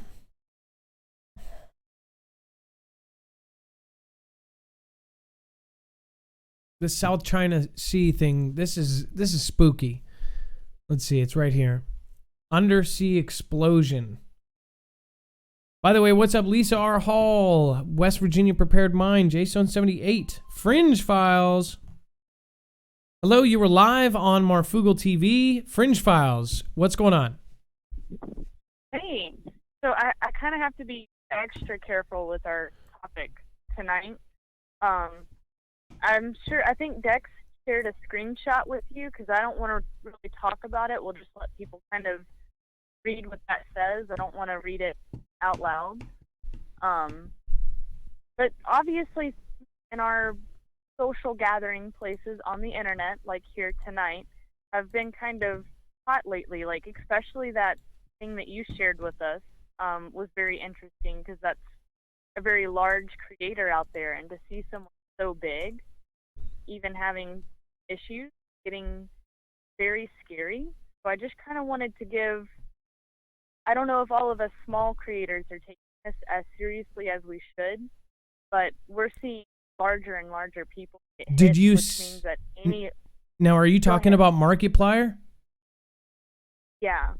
I'm saying what you shared, and then I've also got someone that I like to watch who had a video that's had issues before it was ready to even premiere, which is that to me was very interesting, and I kind of wanted some expertise, and we did talk about it a little bit, and I haven't seen what tags she put in there, so maybe it was a tag, but the thumbnail should be enough. The title doesn't say much, and there does the description.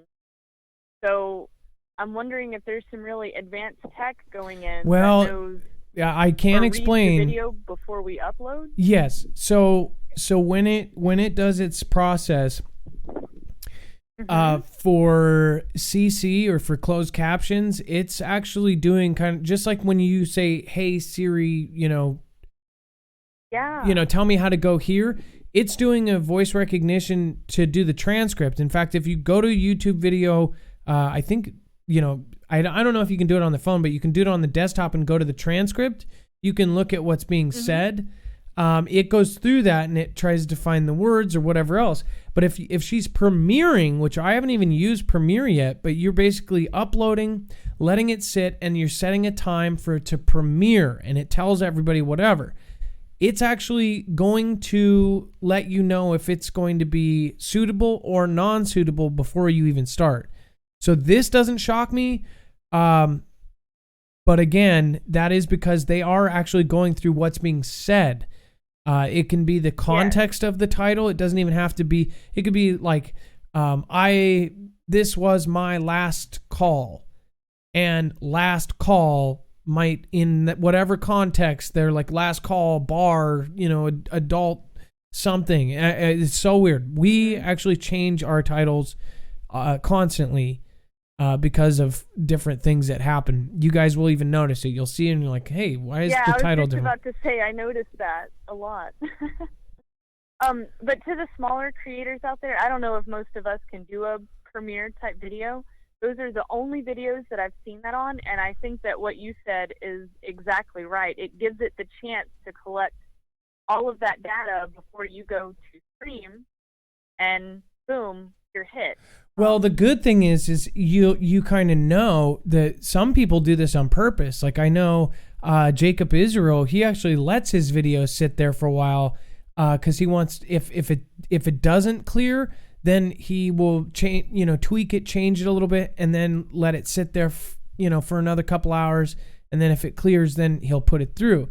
By the way, and people are not thinking. Most of the people aren't caring about the money, especially the smaller creators. It's like, what is it, like a couple of dollars or something, right?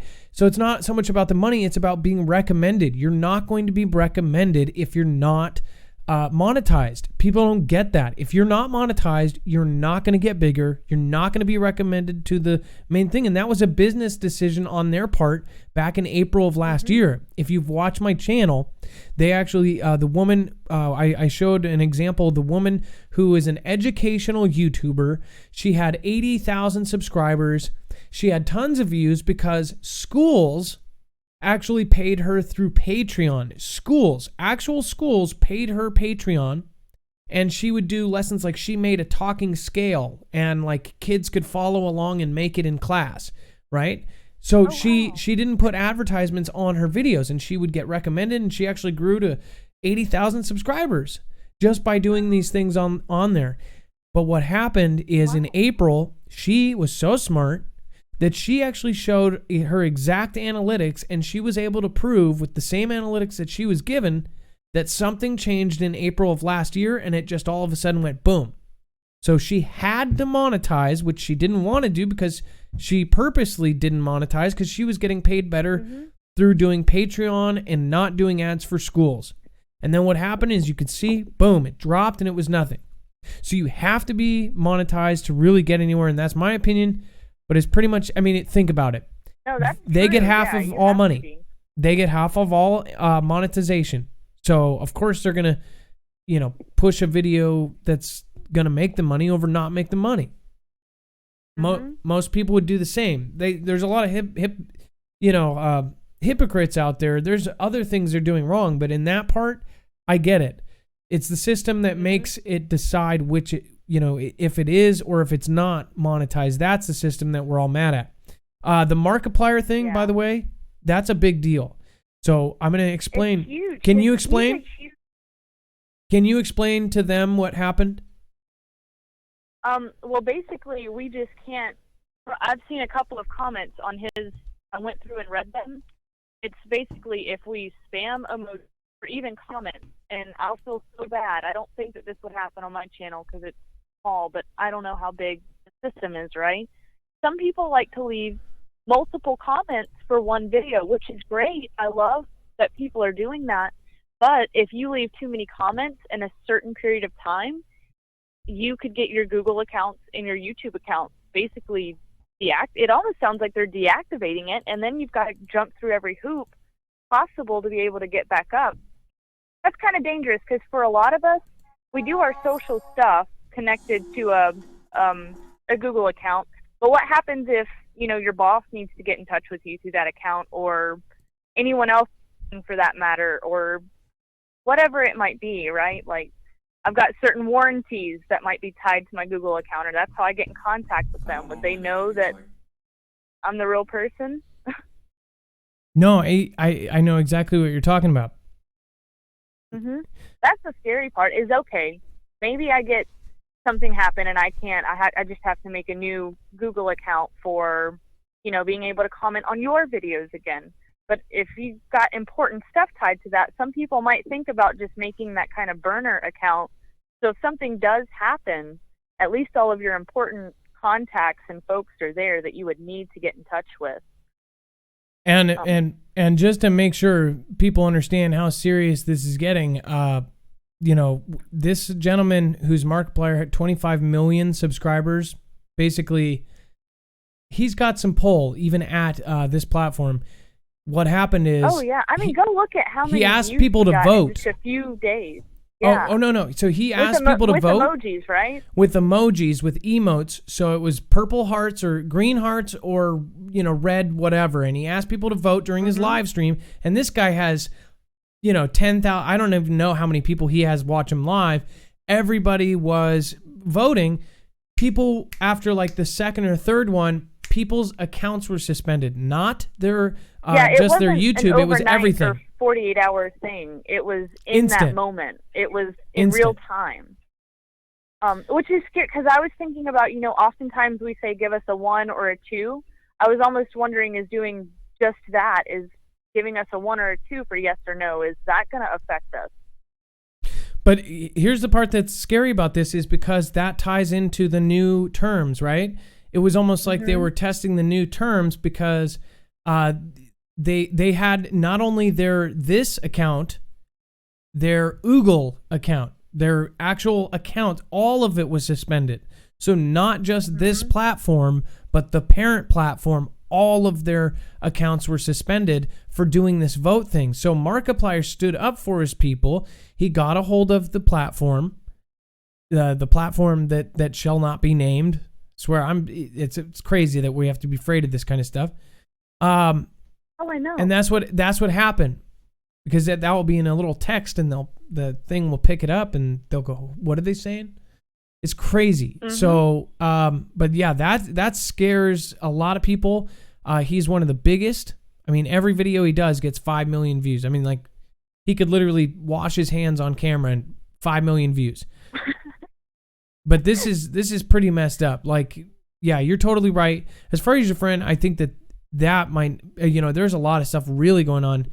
I think that actually, in that one case, that she's probably safe.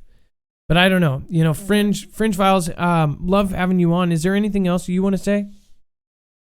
No, I'm just happy to say hi again. I'm finally up. I'm dedicated to watching this all the way through tonight and not falling asleep. That's awesome. Well, thank you, Fringe Files, and thank you for playing part of that video that everybody's doing.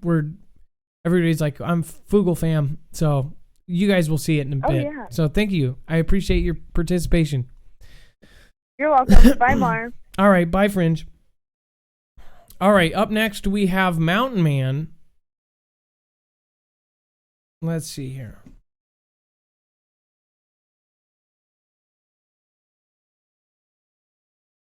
Mountain Man, you are live on Marfoogle TV. Hey, how's it going, Marf? Good. How's it going, Mountain Man? Pretty good, pretty good. So I sent you an email that you have access to with 4 pictures. Okay, I'll pull it up. And the first picture I want you to... I just want to say one thing. Fringe Files, I will show your channel. I forgot to. Mods, if you guys want to put Fringe Files link up in the chat, you can. Okay, so I have a Dropbox here. So I'm going to pull up your pictures, Mountain Man. Let's see here. There'll be 4 pictures and a PDF. We want to start with the pictures. Okay, so I got the pictures here. 400. So I want you to put up the white. I want you to put up the one all the way to the right, the one that's all white, the stadium that's all white. Okay, let me see here. Ah, wow. So let me start while you pull that up. Okay. Yeah, so I want to take you through ceremony. I want to take you through how these evil people do their ceremony, Mark, very simply. The last time I did it too fast, we were talking about that Seattle game on 11-3. So I want to take you through it very, very, very, very concisely so you can understand it. So the ceremony happens in colors and then words that are translated into numerology, and then sounds. Those are the 3 ways that ceremony is done by these evil people. And so we're looking at a picture of Penn State University. This was called the Whiteout. Now remember, we have all the people wearing white in the Congress. We have the Pelosi family picture all in white. So we have some symbolism there. And the thing is that they get their power, their evil power, by 2 ways. Either everyone congregating together, so this stadium has 108,000 people in it, okay? Or by everyone watching it, whether it be the Super Bowl or the Academy Awards or the Emmys, these big events. This is when they pull all their symbolism. I don't have to tell you about the Super Bowl halftime shows and how horrible they are and how demonic they are. So this is the Whiteout, and this was done, Marf, on 10/19/19. So I told you before, you do the numbers backwards. Remember, I told you watch out for 11/19/19, and what did they do yesterday? They slipped in the Patriot Act, and you were all over it. That was what the 11/19/19 was. This is on 10/19/19. So if you do the numbers backwards, and remember, everything is backwards. The devil's domain is backwards, okay? He backmasking of audio, symbols upside down, anagrams, and finally Hebrew, which goes from right to left. Okay, so everything is backwards. So that's what you need to understand thinking of this. So white out here on 10/19/19. If you do that backwards, folks, we come out with that sad day in September. Okay, so this is the first ceremony that they did that night. Okay, there are 2 numbers that I want you to think about now: 44 and 64. Now remember, everything is backwards. So 44 backwards is 44, but 64 backwards is 46, and that's the number of chromosomes that we have in the body. So anything that's 46 is us. Okay, is the greater population, the lesser population. Okay. So now, on that same date, 10/19/19, down in Houston, Texas, was Game 6, okay, of the American League Championship Series, and it was a huge psyop, okay. And so I want you to put up the HOU shirt, if you would, please. So in this game, now these people, they normally wear uniforms that say Houston and New York Yankees on them, or New York when they have the road teams on. But all of a sudden, the last few years, they start wearing these sweatshirts, okay, that have their names abbreviated. And it's done for numerology purposes. So 44 that I mentioned is the kill number, okay? 40. That's why they named the caliber for the gun, a 44 caliber gun. And so H, okay, stay with me, Marf. H is 8. Remember, A is 1 and Z is 26. This is English ordinal, okay, Kabbalah, numerology, okay, gematria. So H is 8, O is 15, and U is 21. So what does that spell in numerology? 44. So HOU, Houston, is wearing the kill number that night. Okay, you with me, Marf? Yeah. Okay, so now put up the NYY shirt. So the NYY shirt, N is 14, Y is 25, and y is 25. That equals 64. Where did that sad day in September happen? Oh, in New York. That's why we got to have the ceremony with New York that night. Now let me tell you how and show you how all sports is fake, Marf, okay? So, in the 8th inning of this game, the score, as you would have it, Marf, is tied 4-4. Oh, look at that. That's the kill number, Marf, 44. That's the score in the 8th inning when Houston comes to bat, okay? When Houston comes to bat, they're in the 17th half inning of the game. It's the bottom of the 8th inning. It's 4-4. The smallest guy on Houston, by the name of Jose Altuve, they throw one right down the middle of the plate to him, and he hits it a mile for a home run, okay? A 2-run home run, Marf. You know what that makes the score, Marf? 6-4, Houston. There's your 64. And now that's the end of the game. 64. You see? 46 backwards. And so that's the kill number, and they're signaling by their ceremony in Pennsylvania. And we know that a bomb was dropped in Pennsylvania, and it created a hole, and then they dumped some airline parts in it, and then they created this story about calling your loved ones at home on a cell phone. And believe me, I tried to connect a cell phone in an airplane in 1999. It don't work. Okay? So let's throw all that theater out of the ground. So basically, they had 108,000 people in Western Pennsylvania in a ceremony, basically reaffirming what they did on that sad day in September in that same spot. And then that night down in Houston, they had a ceremony with everyone watching Game 6 of the American League Championship Series, the 2 best teams in the major leagues, okay? And they had their little ceremony at the penultimate part of the game in the 8th inning, okay? And that's what they did. And so now let me tie this together now. Put up the 400, the 400. Okay. So the 400 is this.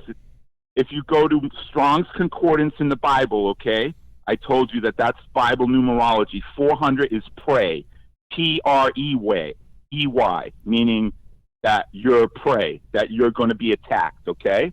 And so hunted, think of hunted as hunted, okay? And then let's do hunted backwards, and that's dinner. So and the number on there is 4. And the rose on there is the symbol of Inanna, the queen of the bottomless pit. So with these shirts that they're putting in the malls, okay, and I would never go to a mall. I never would have seen this. But God took me to Jonathan Kleck's channel, and he happened to go to a mall. I don't agree with everything he says, but he's right on point with this. We are being hunted for dinner. Our souls are being hunted for dinner, okay? And if you put up the PDF, I'll show you one way that they're doing it. And this is one of the ways that you got sick, unfortunately, my friend. Okay, so the PDF now. Okay, let me show you. Yeah. So this is glyphosate. While you put it up, I'll give everyone the background. So basically, folks, wheat, oat, bran, soybeans, okay? In order to go to market, in order for the farmer to sell it, it needs to be dry. It's called desiccation, okay? And so the farmer has to wait 2 weeks for his product to dry. Well, these greedy bastards don't want to wait the 2 weeks, and they haven't been waiting the 2 weeks for over a decade, folks. And what they do is they spray their crops with Roundup. The chemical name is glyphosate. And the reason why they do it is because, one, it dries the crop immediately so they could take it to market. They save the 2 weeks, okay? It's man's greed. And secondarily, the wheat, the oat, the bran, everything is trying to live. And so it sprouts 25% more. So they actually get 25% more yield, and they get it to market 2 weeks faster by spraying it with Roundup. And that means that the middle of the grocery store with all the cereals, if you scroll down into that PDF, you'll see the chart, Marf, of all the testing that's been done. And the worst ones are Cheerios and Wheaties, because those have the most commercials on TV. They have the highest amount of glyphosate. 0.001 parts per billion glyphosate is cancer-causing. Cheerios and Wheaties have over 1,000 parts glyphosate in it. That means it has 1 million times what's needed to give you cancer. Is it any wonder that the kids' cancer rates are the way that they are? Is it any wonder that they parade our children on TV and with their fake charities and then want us to send in the money, and 90% of the money goes to the administration of the charity? How about symbols, folks? Rothschild, that's the red shield, okay? What does the Salvation Army tub have on it that they're ringing the bell for? It has a red shield on it. You want to give your money back to the man? That's a perfect way to do it. And this is what's going on right now, is that we are being attacked, and it's done on multiple levels, Marf. In other words, they need to get 3 poisons in our body to kill us. So they get one in via food, and that's this glyphosate, and they do that via trickery, okay, in the middle of the grocery store and all the cereals, and that's what's causing the leaky gut syndrome. And leaky gut is when you eat and you got to go right to the bathroom, and it goes right through you, and it's all liquid, okay? Those people can't go out. They can't go to restaurants. They have to stay right near their bathroom at home. And there's plenty of them out there, and they eat cereal all day long. And this is where it's in, and it's in the crackers, and it's in the bread. And think of it, that means that pizza's a crapshoot, okay? Because that's flour, okay? So all of this has been compromised, and so that's why we have to be careful. The second way is through the spraying. That's how we get the aluminum, okay? The aluminum is not good for our heart. The aluminum is also going to stop some of these God-given upgrades that are coming to us, okay? And then finally, they put it in our personal care products, okay? In your shampoos, okay? And other things like that, in your conditioners. And so you would never put it in, you would never eat this, and you would never eat the aluminum. So that's why they got to trick it into your body, and then they put the glyphosate in via the food. And this forms a chemical cocktail in your body, and this is the chemtrail flu that people have. This is the episode that you have. So when you had the taurine, right, when you had the Red Bull, that basically connected the 3 poisons together. You probably had some cereal maybe at some point in time. Add the taurine, add the chemicals from the chemtrails, boom, you're in the hospital with probably, I don't know what you had, Marf, but I'm going to say that it was some kind of irregular heartbeat or something like that, because the life is in the blood. Our life is in the blood. That's why they want the blood, and so that's why the aluminum and all these other poisons are coming after the blood, and they're coming after us, and they're telling us right in our face they're coming after us. I lost a computer a week ago, right? And I told you that I lost a computer, a second computer. And look at this last week, what you've had in terms of anomaly activity on your broadcasts, etc., because they're coming after us.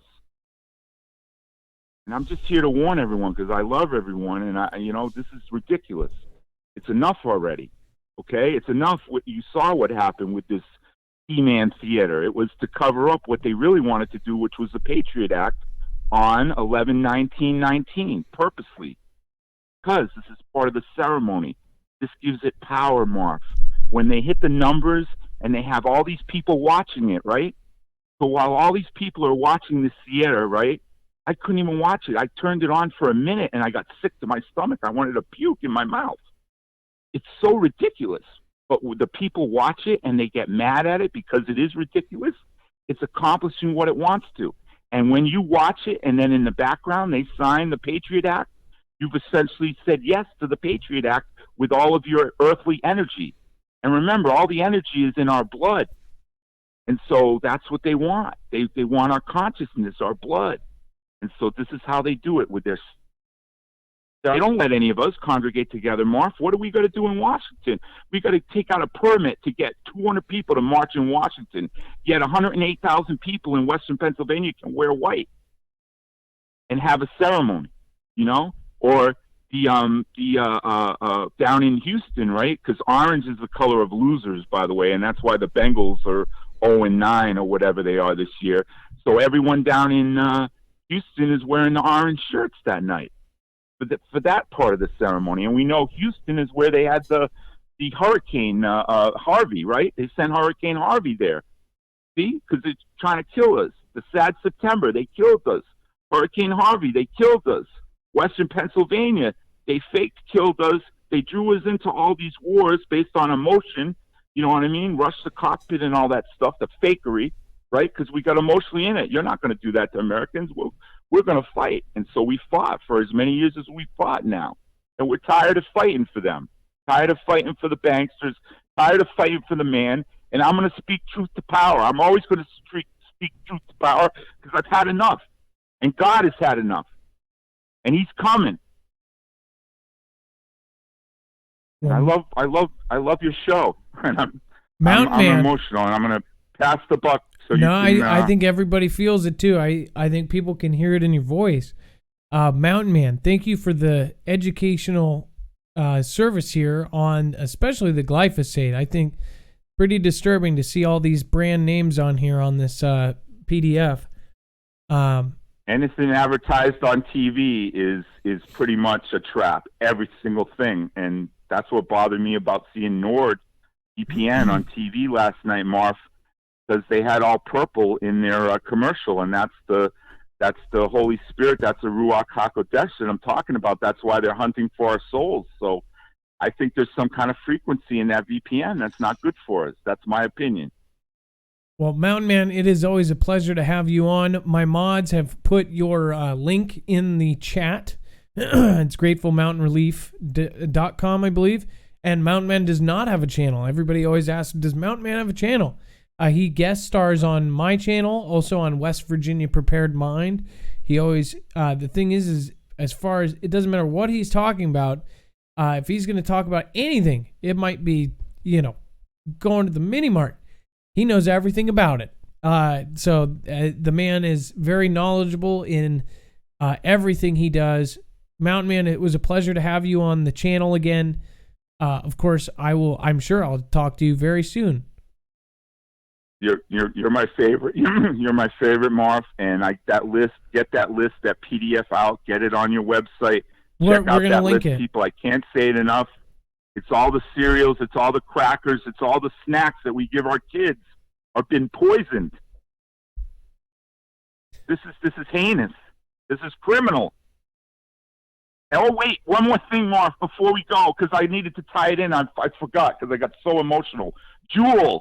Juul. The J is 10. The U is 21. The U is 21. The L is 12. It totals 64, Marf. The Juul is the same ceremony. They created the Juul company. They poisoned all of our kids, okay?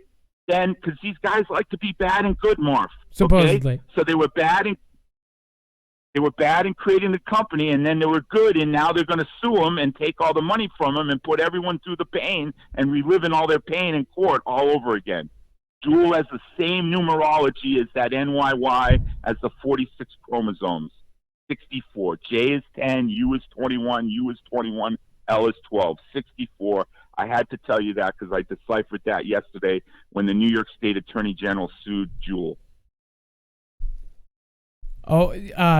Same ceremony, same poisoning, same on purpose. Second person in New York State died today of lung of this trauma the day after they sued them. All purposeful, all timed, all released right on time so they could build their story.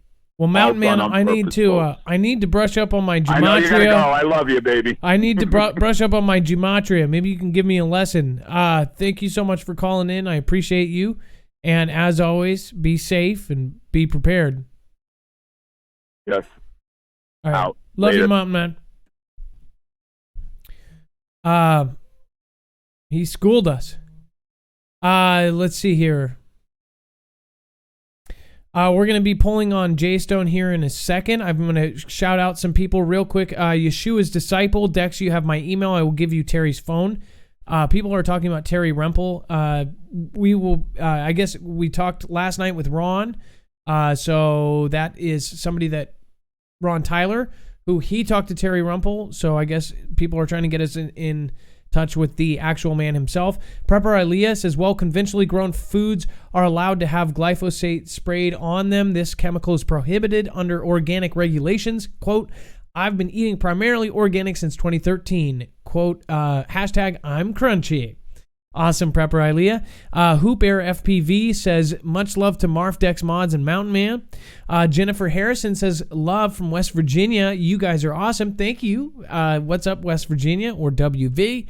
Hoop Air FPV, I'm back. Like the electric bill. Love mob tonight? Lance Moore, number 1, intention. 2, number 2, cause. Number 3, duality. Speaking, I believe, of the Mountain Man stuff. Trash Panda 1969. Thank you so much. Appreciate that. Yeshua's Disciple, Dex and Adam. Terry Rempel calling now. Okay, so Terry Rempel's trying to call in. Paula McLennan, he's the gentleman who has the information on the Cascadia subduction zone. Paula McLennan, thank you for the back-to-back super chats. Mass River, thank you for subscribing. As always, if you subscribe during the show, you will get a shout-out. Christina Potwin, I loved you since before you were really good at math. Much love to the mods, Dex and Fam. By the way, Christina Potwin, I'm sorry I missed you last night. I actually have the quick list that I needed to get out. I thank you guys for being patient with me last night. Just to show, I don't want to mess up any of you guys. Let's see here. I wanted to make sure that I did not miss this by any means. Let's see here. Janimania, thank you so much. I appreciate you, and I'm sorry I missed it. It says the only live call-in program on YouTube. Keep the faith, everyone, and have no fear. God is our rock. Red Words, I also missed you. Hey, Marv, how are you? The King, Jesus is coming. Laughing, maybe they are blocking things that have something to do with that. That's the only thing I could see. Laughing Mom, thank you. Robert Stover, thank you so much. Susan Donahue, get prepped up, get prayed up, put on the full armor of God. I didn't see any of these. I'm a replay watcher from Vermont, but I stayed up late to send you a free chat. Loved you since before you were really good at math, which is funny. It's, again, thanks for being the one good thing to happen today. Thanks, Mr. Real Noodle. Viley Redacted, thank you so much. And Leah Thorne, thank you so much from Canada. All right, let's pull on JStone78. You are live on Marfoogle TV, and you are absolutely amazing. From St. Petersburg, Florida. Hello, Marv. How are you? Good. So, if you guys didn't know, JStone called in last night, and the whole show went to kaput. We triggered something. So what is up, J-Stone? Yeah, so I'm not sure what happened last night, but I never got to finish talking to you and all the Foogle Fam. So I wanted to finish my call. So you were going to give a shout out too. I was, yeah, that's what I wanted to do. Well, first of all, I wanted to say that, I just love what you do. And I think this place is amazing. We can all come together, and Dex and, the whole Foogle Fam and all the mods. And, here at Marfoogle, we all do work together. It takes everybody. But all the mods, they're my sisters, they're my family, and I call them all rock stars. But one of them I call the all-star rock star, and that is CJ Blaze. And that's what the second part of my call was going to be about last night. Was I just wanted to give her a shout out. She's always there for everybody. Everybody knows her. Never missed the show. She's, posts everybody's links. She goes into all the live shows of all the Foogle Fam, shows her support there. And she does amazing live shows herself of the, towers by her house. And, she's just fun. She's so smart and funny. She's one of my very favorite people. So what I wanted to tell people was that she has her subs, but she does not have her watch hours. And she's halfway there.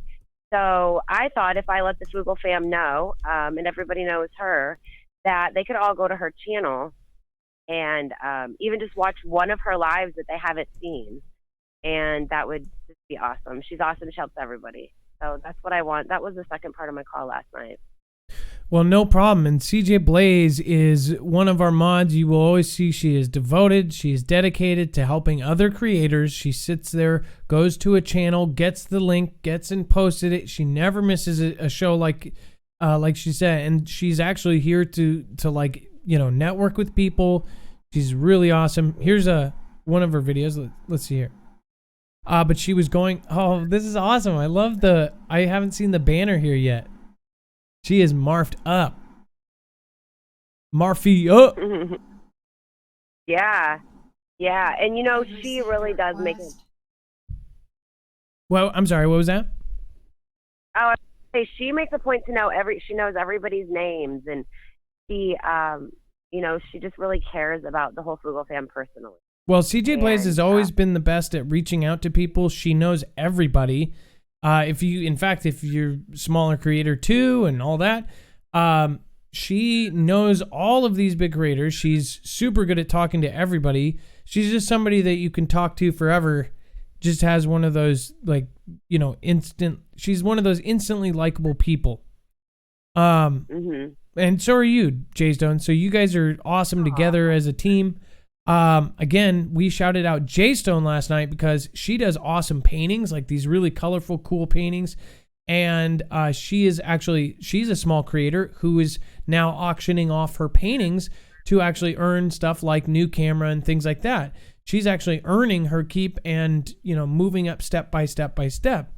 That's how a YouTube channel should be. You should have more, more people, more content, more support, and the cycle keeps going. And then you slowly grow up your channel until it's something that, does it for you. You got to do a channel for you. You got to do it out of love. You got to do what you love to do. And then people like you will be attracted to that. Not the other way around. People try to do a video to get a viral or whatever. You need to be yourself and then, happen to reach the people that are just like you, that like you.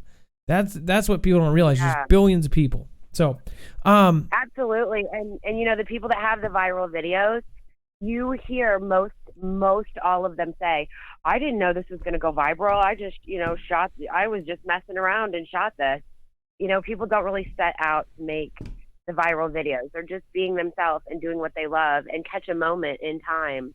And, that's what goes viral. Their passion's in it. Their energy is there. And exactly. You can't fake something. It's like you could have the best video of somebody, walking into a telephone pole or something. It's not going to go viral. It's got to be on accident. I mean, like literally, some people say they have the solution, but it's not.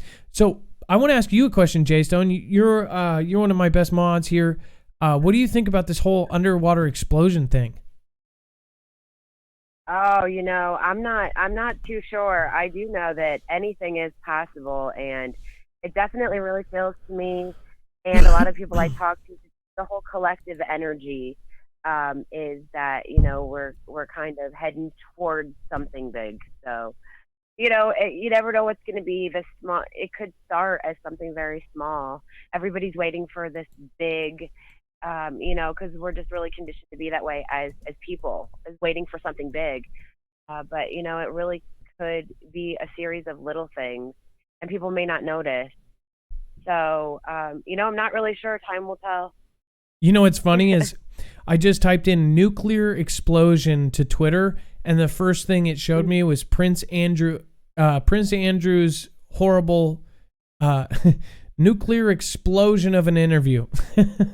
That's how bad they said his interview was. It was a nuclear explosion for PR. Like, absolutely horrible. I haven't seen it. After seeing your rendition, I think I consider myself as seen it. Oh my gosh! You gotta watch it.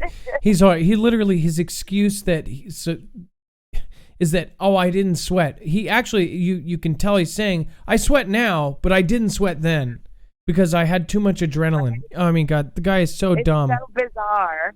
The guy's so dumb. And then the weird symbology of him saying that he went to a pizza place. I was like, wow! Out of all places, you went to a pizza place in Woking. And did you guys know thousands and thousands and thousands of people wrote bad reviews or weird reviews for that pizza place? It was a Pizza Express in Woking. So they actually stopped accepting reviews on multiple sites. Pretty messed up. So bizarre. Super bizarre. Jay Stone, is there anything else you want to say before you go? Looks like we have Terry Rempel on behind you. Holy moly. We've got a crazy call up next. Wow, that's awesome. And Mountain Man was great. I'm just sending my love to you and yours, and of course Dex and the mods and the Foogle Fam. So just everybody, have a good night, and Jesus loves you. And good vibes to everyone. That's all. All right, well, perfect. You have a great night. Be safe, and I will talk to you later. All right. Thanks, Marv. All right, bye-bye. Also, mods, I will be popping into the mod chat room tonight. So be there or be square. Terry Rempel, the man behind the Cascadia white papers. What is going on? You are live on Marfoogle TV. Well, it's good to be here, and thanks for having me on. That is quite a paper. It's a lot of material for people to digest what's in there. And I'm sorry it's so much. It's just difficult to condense down to anything smaller. So it's And 9. Is it still 9 provide pages? Is it 9 pages? Is that what it was? No, it's about 5.5. Okay. Now, can you explain what you are saying here, as far as what your thoughts are on Cascadia subduction zone? Well, what I discovered is through seismology, through watching hotspots, through historical research,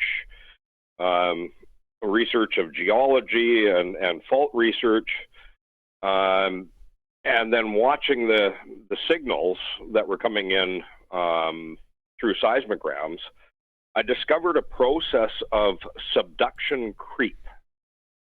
So it's a precursor to the Cascadia releasing. What happens is the crust is diving under, and as it moves, it releases trapped crustal water, and that water activates magma that comes up with a very specific signal inside the volcanoes. And that's an easily identified signal in seismology. It doesn't match any other signals. So I started seeing these signals and wondering what was going on. And it took me a while to catch on to what was actually going on. But there was a corresponding hotspot increase. That's not nearly as easily seen now. I've written in my paper that everything that I've got in there is verifiable, but the hotspots aren't currently as verifiable as they were because on the 13th, Volcano Discovery stopped publishing on their satellite images, which have thermal showing of hotspots. Wait a second, sir. Are you saying after you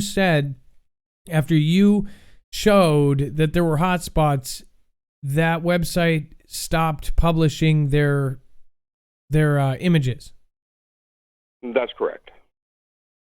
That returned yesterday. We started getting images back, but as many as 317 hotspots that I saw, I used overlapping images and geographical markers and counted all the hotspots, and we had as many as 317 hotspots. And then I did a cross-reference with fire data to find out how many fires there were in each state and in BC, and omitted the fires and found out how many hotspots there were. But the total number was 317 hotspots in North America, and not more than 20% of them were fires. So, wow. So, and just to explain too, I want to make sure that everybody knows why it's a big deal that Terry Rempel's on the phone. Everyone, we have gotten hundreds and hundreds of emails about Terry Rempel's white papers on Cascadia. Basically, let me just kind of run back to 3 weeks ago or however many weeks ago. We started getting emails saying, you got to see this white paper. You got to see this white paper. This gentleman, Terry Rempel, says that he's looking for the Cascadia subduction zone to go off or to have a full margin rupture in the he thought originally months, and now he's thinking in the next like 2, 3, 4 weeks.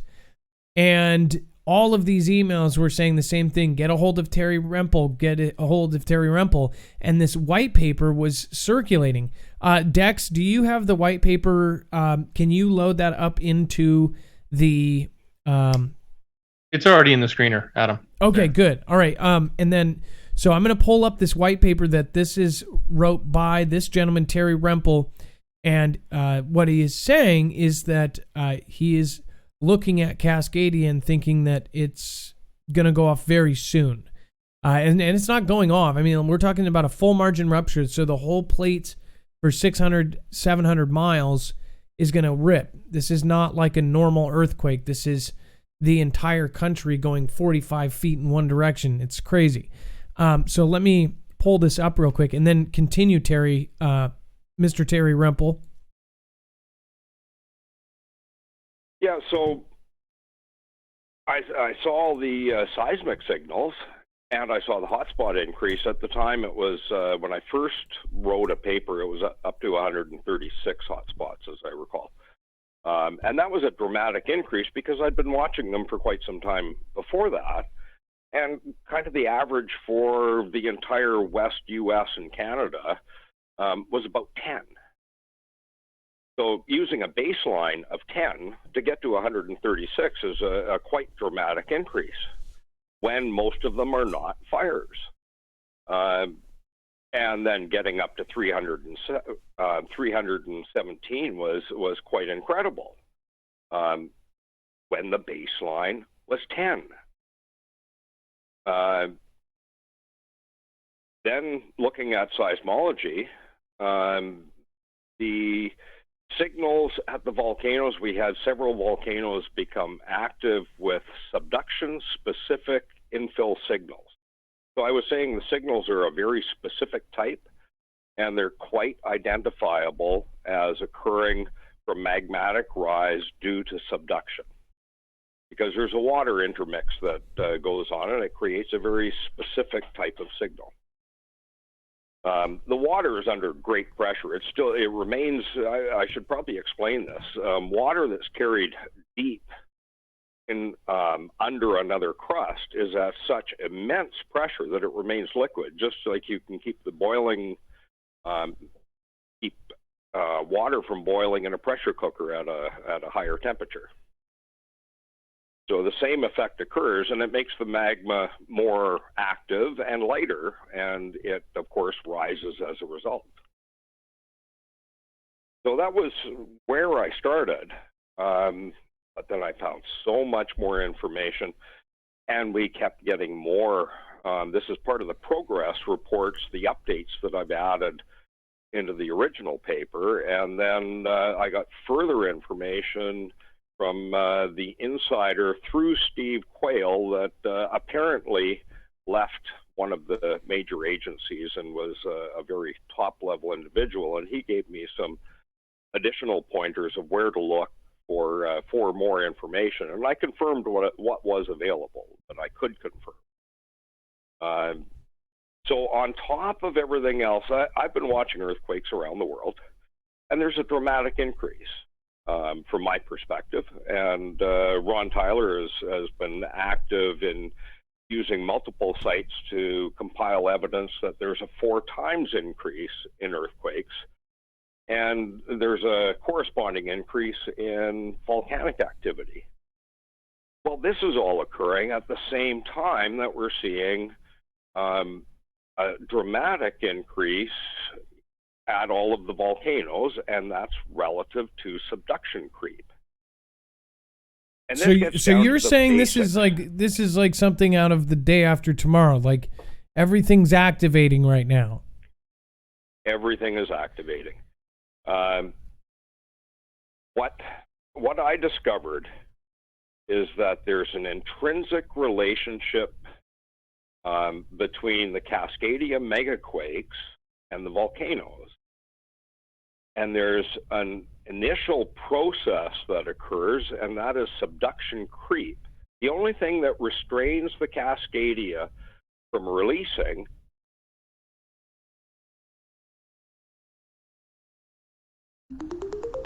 What in the world? It cut off.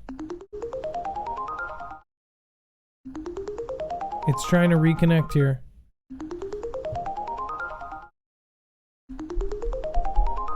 You guys see that?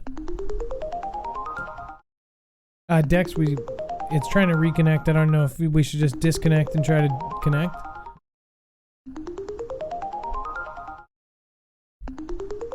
Okay. Adam, I'm delayed from the first time, so it's happening.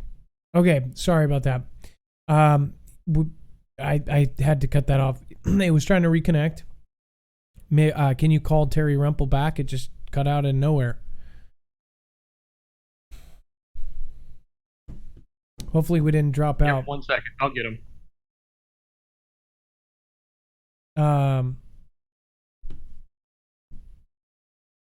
Here's the thing that we've been talking about. In fact, that was what Rip Curl brought in with the document, talking about how in the Cascadia document they talk about all the high risk volcanoes. It is a big thing in their book. Like, they are actually worried about all of the volcanoes, at least the high risk ones, going off at the same time, or them being triggered by this gigantic earthquake. This is something humans haven't seen. This is like, the one in Japan was underwater. That sent a huge one. This one's going to be not only underwater, but along the mainland with all of these metropolises. This is going to be nuts. And it's in the Ring of Fire, lined up with all of these high-risk volcanoes. This is just so weird. He dropped out. As far as this goes, I only heard about Terry Rumpel last about week and a half ago, through the whole Ron Tyler thing, and then and people said that he was kind of found through the Dutch Sense channel. Somebody met him through Dutch Sense channel, and then he deals with Steve Quayle and all other people. He kind of sounds like Steve Quayle. I guess maybe I'm tripping. I haven't heard him in a long time. But pretty nuts. So looks like we have Terry Rumpel and then Watchman Project after that. That's another. Dex, are you having issues trying to get him? I'm having issues trying to get connected to him. I've called him back, and I'm still working on it. Hang on. What in the hell? What's going on here? We just hit 3,000 people. Still shows 2,997. And we're just trying to reach him. That was pretty weird. Yeshua's disciple, thank you, Dex, for taking Terry's call. Yeah, we're trying to get him back on here. I have a few more questions to ask him about this, and this is the white paper everybody's been talking about. Terry Rumpel, who was just on the phone and just cut out randomly. It just literally cut when he was talking about this. Just cut. Hey, Adam, how about we talk to Watchman Project for a minute? That'll give me some time to try and get reconnected. He's, Terry's in British Columbia. I'm getting a continuous busy signal. I'm having a hard time getting connected with him. So, okay, I'll be sending over Watchman Project. Hang tight. Okay, all right. So we're gonna go over to Watchman Project first, and then we'll go back to Terry Rumpel if we can get him on the phone. It just cut out. This again, that's the white paper that. I mean, like literally, we've gotten this emailed to us 500 times. And what it is he's essentially, this man claims that he believes that the Cascadia subduction zone earthquake is going to happen in the next 2 to 3 weeks. So that's a pretty big claim. So he says that everything on this white paper is verifiable. So we are going to share it. We are not, we're not him, but we will share it. If people want this kind of thing shared, then we share it. And especially giving you access to this so you can actually look for yourself. I looked it over, and I have some questions. I didn't see anything wrong with anything he said as far as, but that date, like 3 weeks, we're going to have one of the worst disasters in the world. That's a big thing. All right, Dex, I'm not getting Watchman Project either.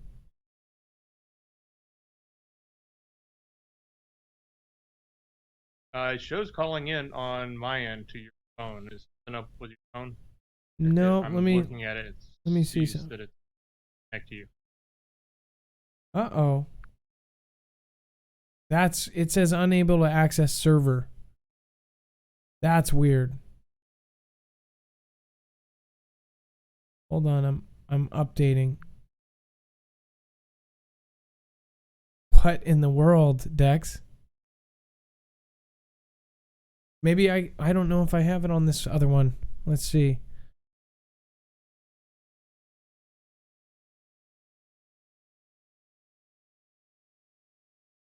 This is so weird. It's like they cut me off from Ring Central.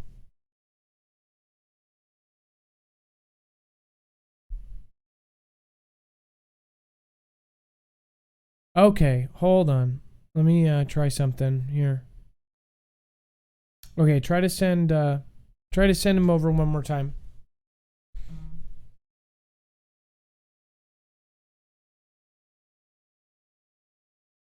Looks like I'm gonna get him. Not going through Okay, yet. Adam, I pulled Watchman Project back. You have your phone Yep. up and running. Yep. And I also have Terry back on. So I'm going to send Terry to you so we can finish that call. Okay. If you're ready to All right. roll. Yeah, definitely. This is a big deal. Okay. Here we go.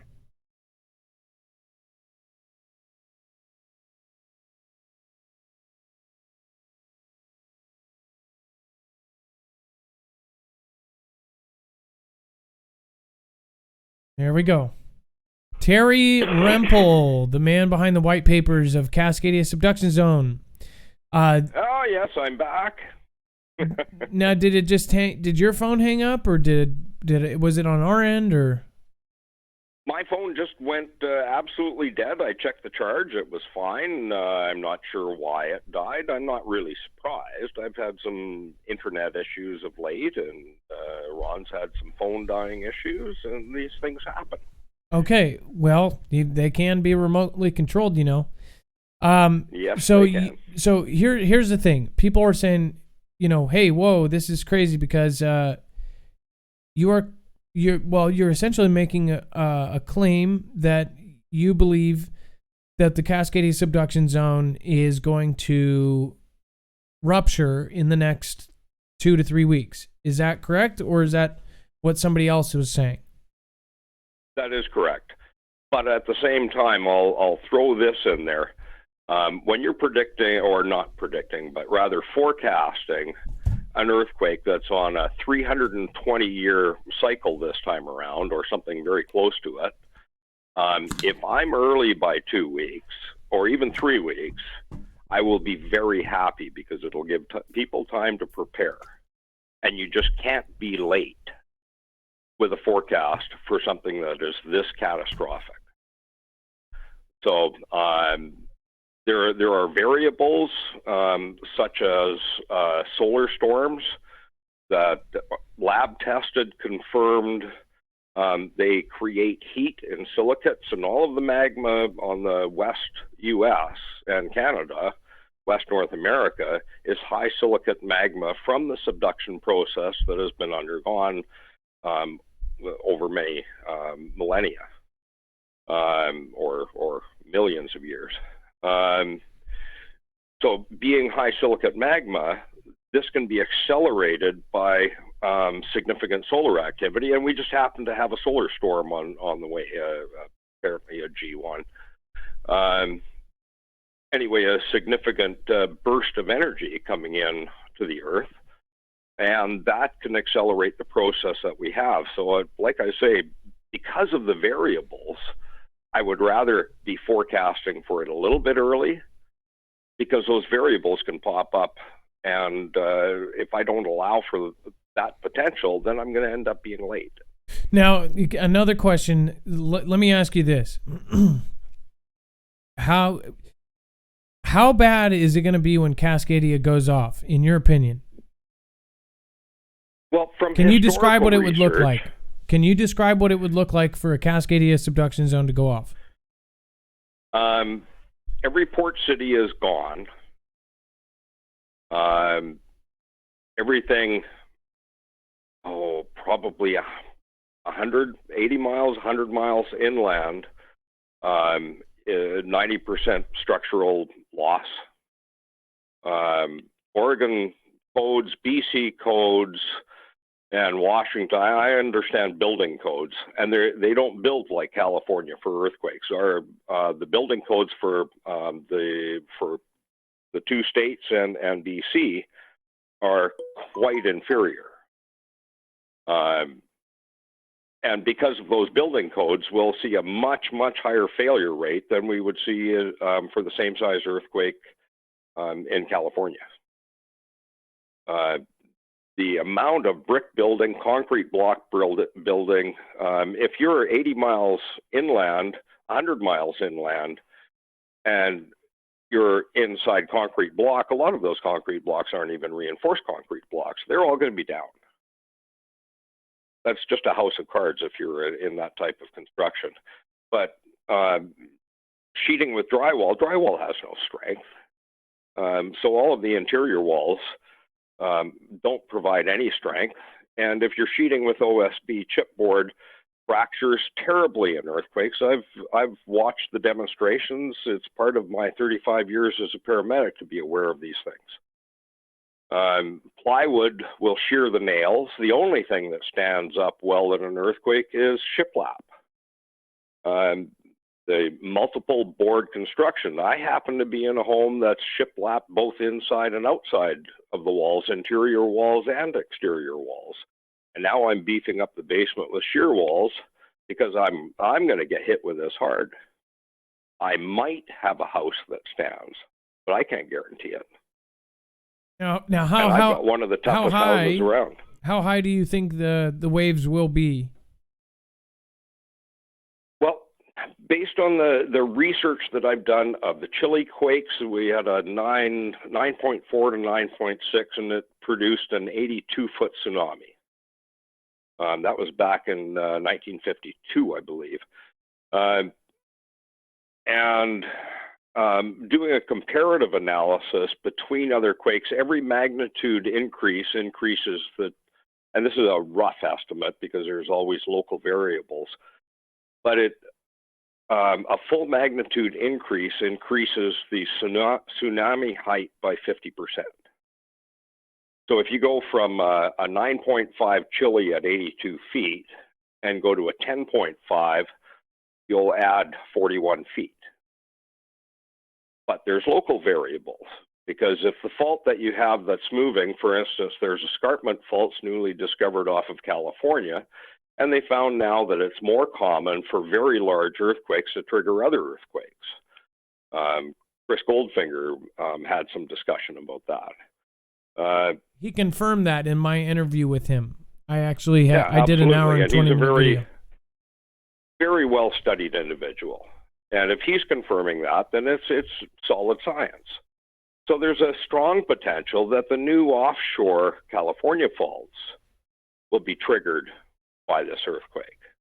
And that's a reasonable thing to be prepared for. I can't guarantee. Nobody knows exactly what other areas will go, but that's a possibility that should be prepared for, because the faults that they've discovered include ridges, which it makes it very probable that they're escarpment faults. And when the Seattle fault has gone in the past, it's moved by as much as 200 feet in a single event. Well, 200 feet under the ocean would produce a tremendous tsunami. Now we're looking at maybe 150 feet. Maybe 180 feet. And what has not been considered as part of this is there's known deflection. Because the friction is on the underside of the North American plate, that causes an upward bending of the crust, and that's GPS measured. They've got this a process called geodesy. They put sensitive measuring equipment on multiple sites, and they can tell how much upward movement there is. Well, the friction on the Pacific plate and the Juan de Fuca plate is on the top surface, so of course it must bend bow downwards. It's also got the weight of the ocean on it. So we're going to get something close to 10 feet of landfall drop when North America spreads out, when the subduction releases, or when the earthquake releases, Cascadia releases. How much is the ocean floor going to move upwards generally as a result of the release of the pressure that's caused a downward bow? And this hasn't been discussed in any of the scientific papers by any of the agencies that I've been able to find. And I've looked. So I guess what is your call to action? What are you going to let people know in the West Coast? Do they need to, like, you know, what would you suggest? I'd go by largely by Mount St. Helens, and it's historical because it's a stratovolcano. We got a few fives before Mount St. Helens blew. If you start seeing magnitude 5s, we're seeing magnitude 3 earthquakes at Cascadia volcanoes now. So I've seen them on seismograms, and that's my interpretation. We've also seen plumes off of Mount Adams, Mount St. Helens, and I think Hood had a plume as well. And even the natives centuries ago knew that when they started sending off plumes, it was time to move. So when we see magnitude 5s or a magnitude 5 and an eruption, the Cascadia is imminent. There's days, I certainly don't know because there's no historical context to fall back on. But the process is one where the friction is reduced and the force remains the same. So it continues to accelerate. It's not a straight line event. The subduction creep is an accelerating process that gets faster and faster the closer you get to the end of it, because the friction is reduced.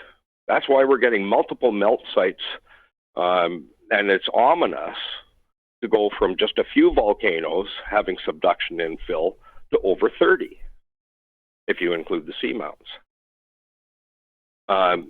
That's an absolute warning that this is moving, it's spreading, and it's going to go.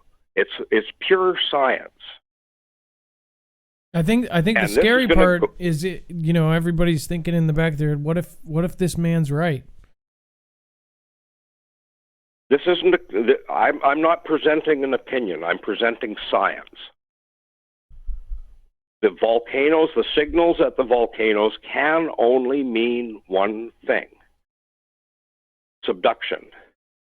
And the signals are getting larger and they're getting longer. We had a period of 5 hours of steady infill at Mount St. Helens. That's unprecedented in the year and a half that I've watched. There's been nothing like that in the months before. 8 hours, or something close to 8 hours, at Rainier.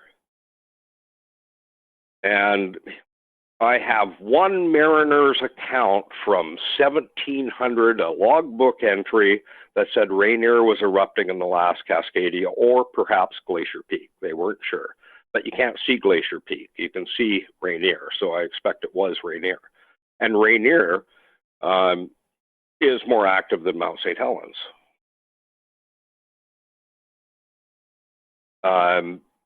Also in historical research, the most recent study of Seax Cone, which is off the north end of Haida Gwaii, shows that it erupted in the same time period as the Cascadia. So the range, they didn't nail it down to a year, but they got a range. And Seax blew at about the same time that the Cascadia went in 1700. So we've got a bit of a tenuous, it's not a hard history where there's volcanic activity, but it was well worth researching to see if there's a volcanic connection. Because history is saying that there is, but it's not saying it very strongly. And what I found is there absolutely is a relationship between active volcanoes and the Cascadia going. And it's because the friction zone, that where the friction is released, where the subduction occurs, is under the volcanoes, and it sends the signals into the volcanoes, and it tells us it's moving. It can only be one thing. Well, Terry Rempel, I'm so glad that we got a chance to talk to you. Do you think that do you think people should act now? Do you think that they should have supplies ready and waiting? The need for supplies is more dire than most people recognize, because with the degree of activities at so many volcanoes, at the same time where there's an earthquake increase around the world and increased volcanic activity, this event is going to be unprecedented beyond what I've written in the paper, in my opinion. I can only go to a 9.5 based on science, but in my opinion, which I can't substantiate by science, it's going to be larger. And because of the 200 trillion tons of liquid carbon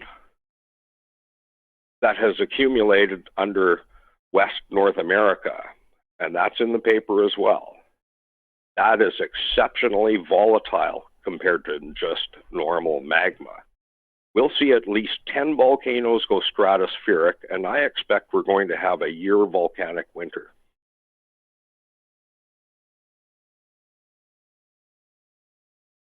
Well, I hope you are wrong. I hope I'm wrong too. I am praying you are wrong. 200 trillion tons is a massive amount, and that came from the insider, but is verified to some degree. It's researchable online, where they say 100 trillion tons.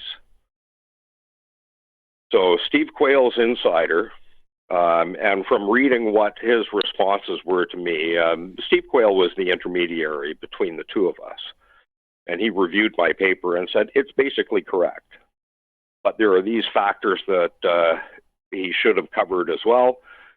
And then I researched those factors, and that includes, the insider says 200 trillion tons. The articles that I read said 100 trillion tons, but it doesn't much matter.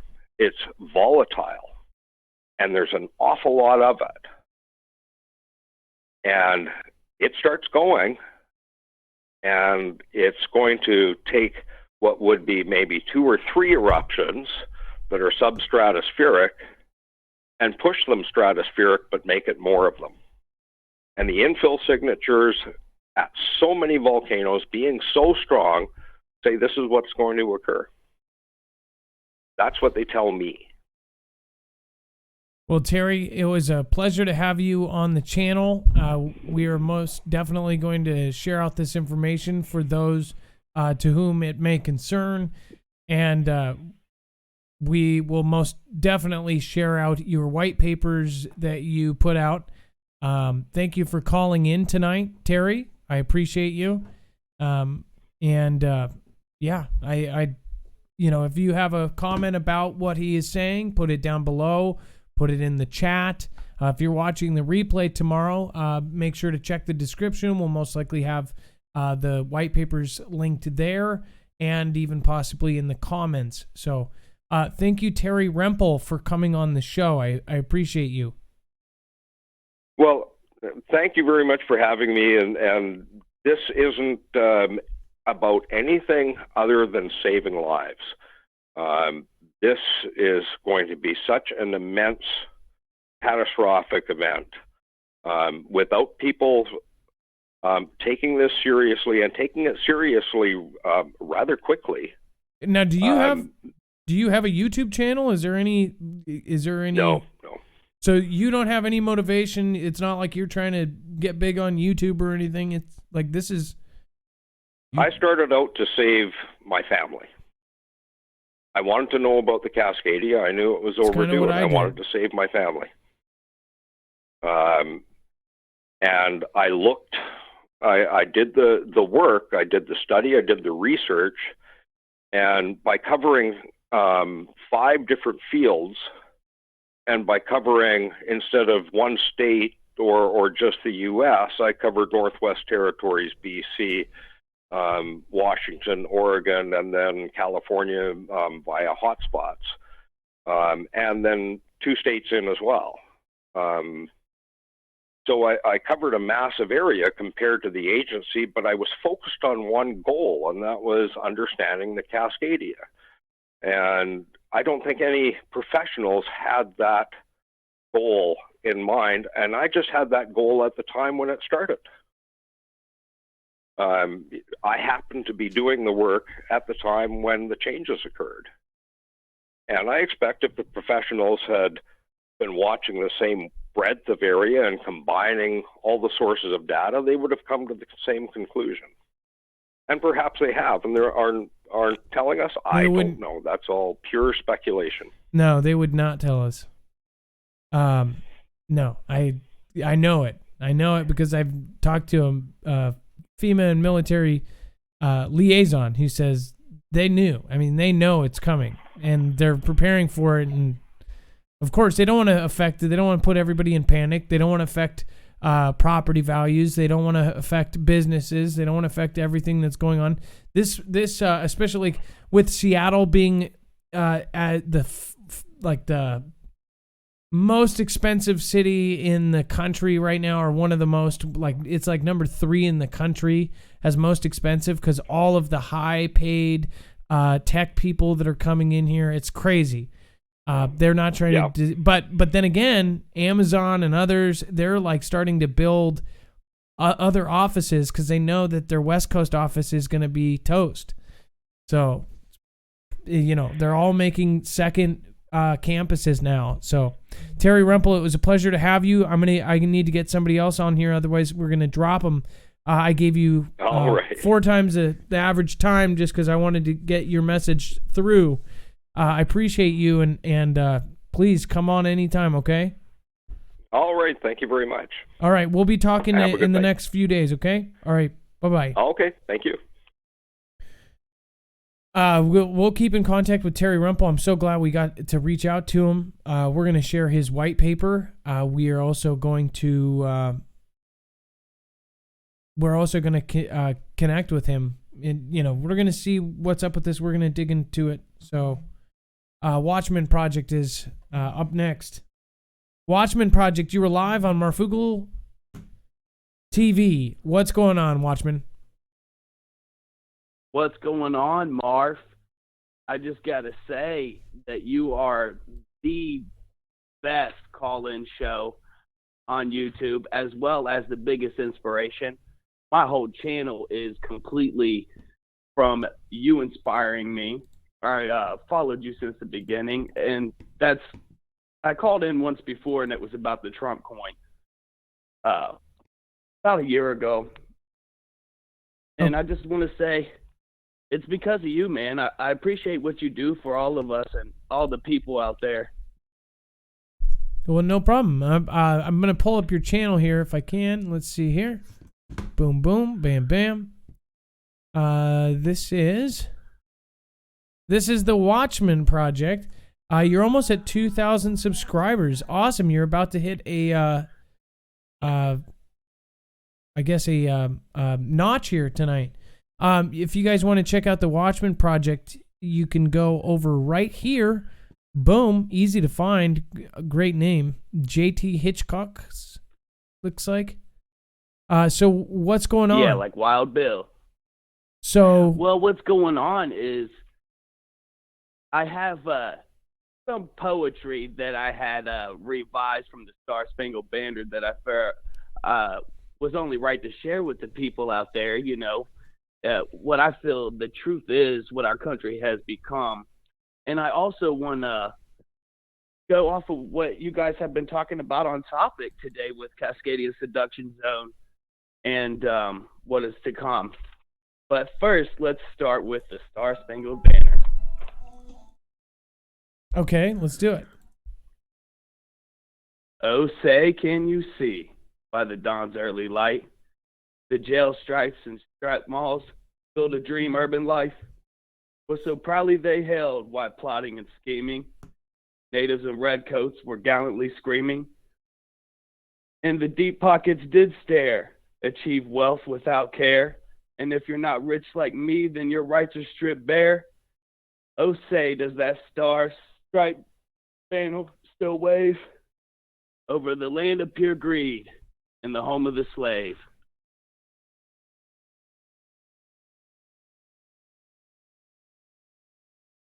Boom. And,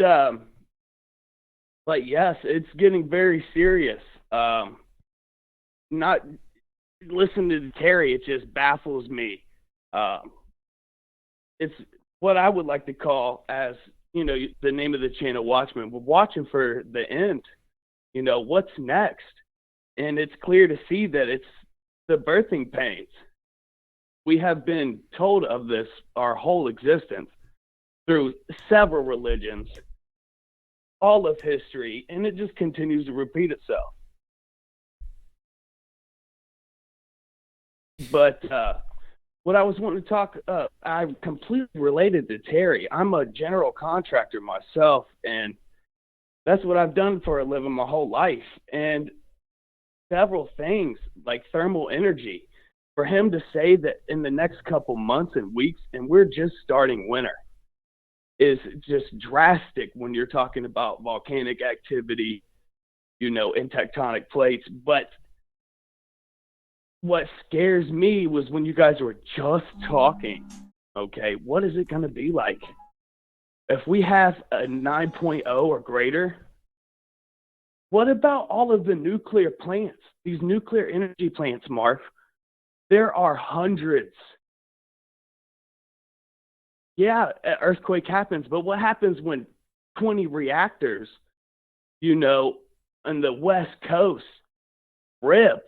And because Cascadia has, you know, ruptured, then you have what you guys were saying, a chain reaction, a domino effect, you know, and even houses that are built to withstand Category 5 hurricanes, 6.0 earthquakes, they still receive damage.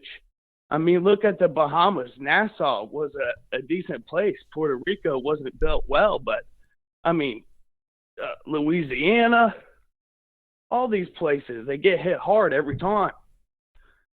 But me, myself, I'm on New Madrid fault line. And what worries me is the construction of these homes. Everything is ancient. I mean, you start going up to New York, yeah, the skyscrapers and, you know, the larger buildings or buildings, even those, but there's still a nuclear reactor. Everywhere you go, we depend on nuclear energy, radiation. It's just all around us.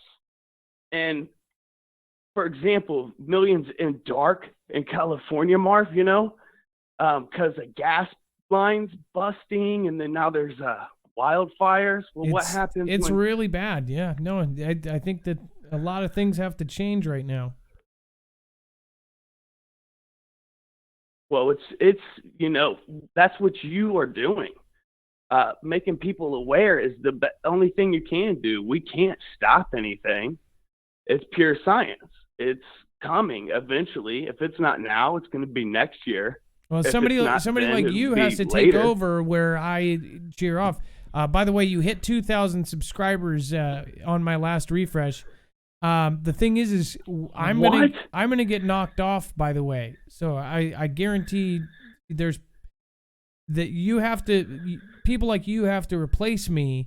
So you have to take your channel seriously. And I'm just using you for an example, but you know, there's got to be somebody who takes my place. You know, there was people that got knocked off before me, and now they're coming back. I have a lot of respect for BP Earthwatch. He was like 300, 400,000 subscribers, got knocked completely to zero, and now he's built up, and you know, he's only at 50, 60,000 subscribers now, but he literally had to start from scratch after building up a channel for years. But you know, like people like you got to start your journey somewhere, and you guys got to put out videos, put out content, and constantly improve and share your truth, you know? So. Yes. And that's what it's all about. I just want to reach people. I feel like knowing and, trying to find the truth, it's impossible to pinpoint or point your finger on what is actually coming or how many different angles it's going to come or who's actually doing what. But you can prepare. You can come together. And that's why I'm also with Discord in East Tennessee. But it's all you really can do is prepare. Well, no, I'm so glad I was able to show people your channel.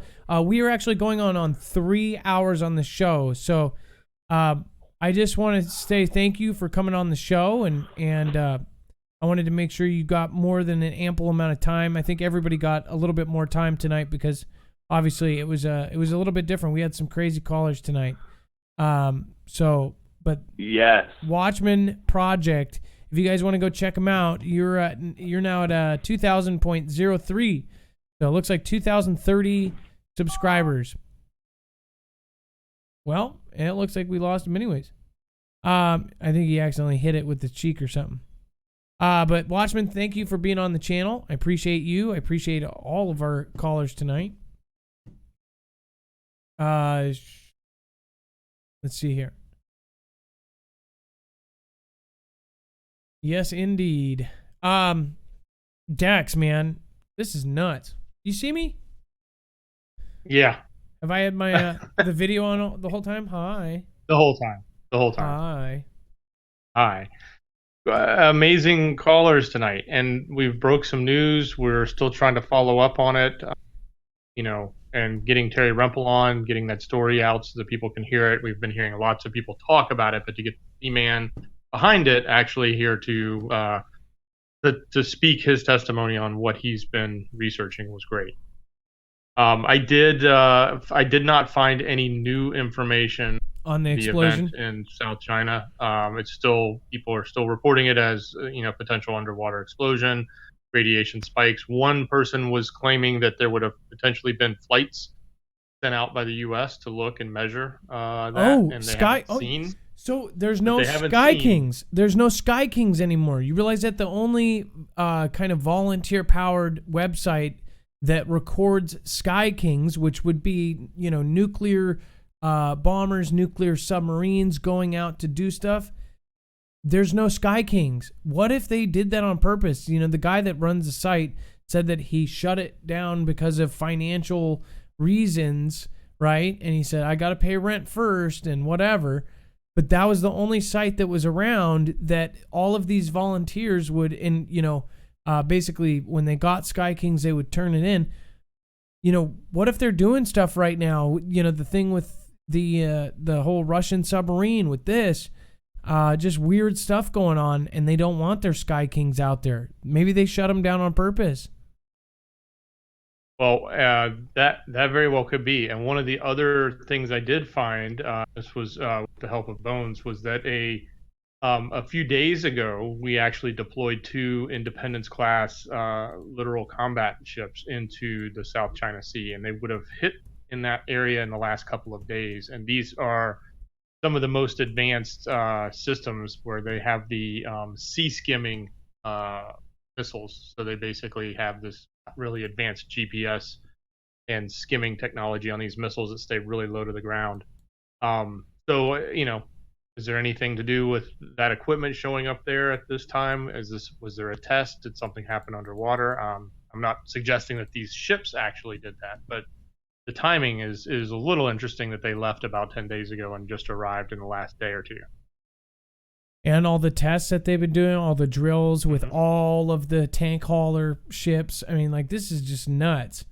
You've got Italy drones going down and nobody's talking about it. This is nuts. And then you've got people saying the Cascadia is going to go off in the next couple days.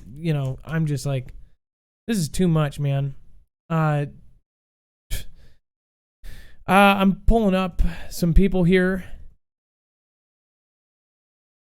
Yeah, it almost makes you want to have a little amnesia, doesn't it? There's just so much. It's almost hard to take it all in. I'm serious. This is tonight's show was one of the best shows we've had. And I always say we had great calls, but I mean, like, this is one of the best shows in my opinion. Just that I got a lot out of it. Like, I got a lot of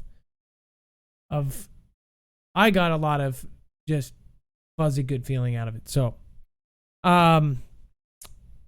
thank you, Dex. Gosh, my brain's starting to not function. It's 11:30. Sure thing. Fear porn, obviously Terry was onto something, especially if they shut down your ability to contact each other now. They don't like when there's too much truth. Jay Roche, back to back. Yeah, Foogs, hope you're well. Greetings from Aruba down under. Aaron Lunderby, impeachment is covering up the EpiPen Prince Andrew. Lince Moore, PPS, know your enemy, PTL. I am not good at those teenage abbreviations. I will look that up. Yeshua's disciple. Yes, Terry says he's on hold. Dex. Got that one. For Siamese for me. Thank you. I appreciate you. I always love to see your name here. Ty Palomino sending love to all Texas Panhandle. Yeshua's disciple. Dex. We already got that taken care of. And then, of course, Jennifer Harrison. Thank you so much. Yeshua's disciple. Again, I'm the one who first sent us the paper. Perfect. Good. Thank you, Yeshua's disciple.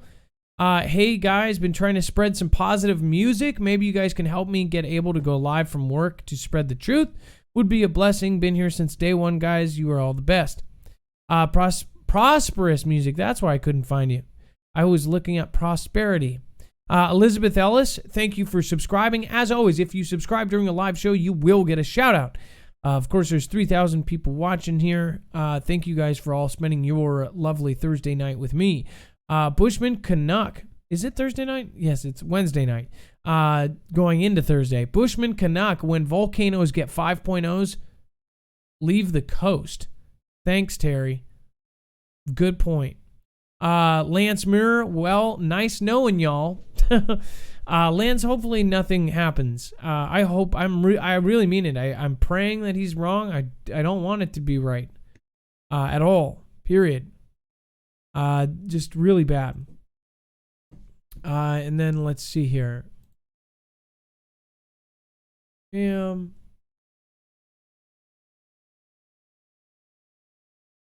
Perhaps. Music, come on. All right, if you've never been here before, we try to end on a positive note. Which, by the way, prosperous music. We will work it out so we can give you a shout out tomorrow. Okay, on tomorrow's show. In fact, it will be even a bigger show tomorrow. We've got crazy surprises. All this next week is surprising you guys every single day. Yeah, I don't think I can say much more. I can say this. With 3,000 people on the mic, I appreciate each and every one of you. If you've never been here before, now it is officially time for me to make a fool out of myself and lighten the mood with a little love and affection. And by love, affection, I mean me saying all your names to the beat. I hope you guys all make sure to say goodnight to each other and peace, love, and everything else.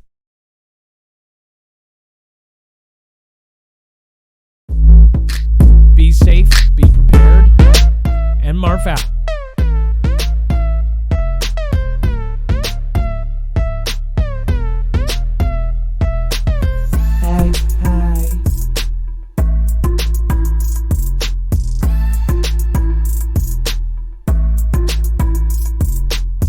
Hey, Michelle Raven, hey, Russell Spade, and everybody going with the Irvin Goldberg. Alice Crawley, Joe Hodgson, gotta get rowing, gotta be knocking, going rocking with the courage to nigga. Oh, now get that French Files, man.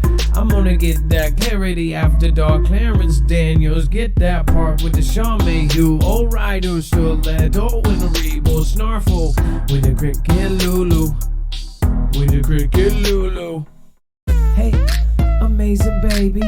Hey, CJ Blaze with the E. Hey, Dex J with the Stephanie. Hey, Levin, Pagan 11. Pedro Cruz and the Captain Pat. One hip chick, Robin M. Hey Teresa K and Connie. Easy with the Tammy food. Well, gotta eat it with the Jennifer on Nathan's and made it. Oh, really wanna get the danger. Junior, Kelly, Josie, we known ya. Ah, now we gotta sleep till noon. Ya belly for me and from Siamese for me. Renee Vesta got to see Johanna Love. Johanna Love, thank you. I appreciate that. Russell Spade, I wouldn't be able to do it without you. Lisa R. Hall, Clarence Daniels, and the rest of the crew. Kalatite, I quit smoking and it's been a tough past couple weeks. Alice Crawley, thank you. I appreciate it. Roger Cunningham, I appreciate you. Matt Edwards, Patty Chapman, Michelle St. Jude, and Ann Brown too.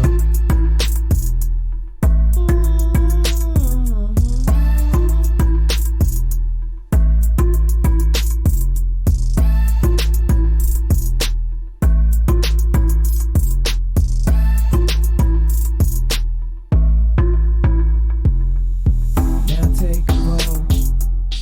Is it all about everything? Gina Pullman and Kelly Josie, I've got that love with a silver star 7573. Hanging with James Gilbert and Darlene B. I hope you guys all have a good night. You're listening to 104.5 Funky Marky. This is the after show. This is where you get to know each other and dance. Because if it's gonna be the end of the world, we might as well have fun. I've got the JoJo like me. I like me for me, and now you see Angelina Roxy with the D. D-Check with the KK Berlin. You seen band in the Safrella. Oh, like I'm under umbrella. Ella, Ella, hey, hey, hey. I've got my runner to you. I've got my James Kessler. I've got my Becky Howard. El Michelle Smith with a runner brown. Gotta say it like it never went down.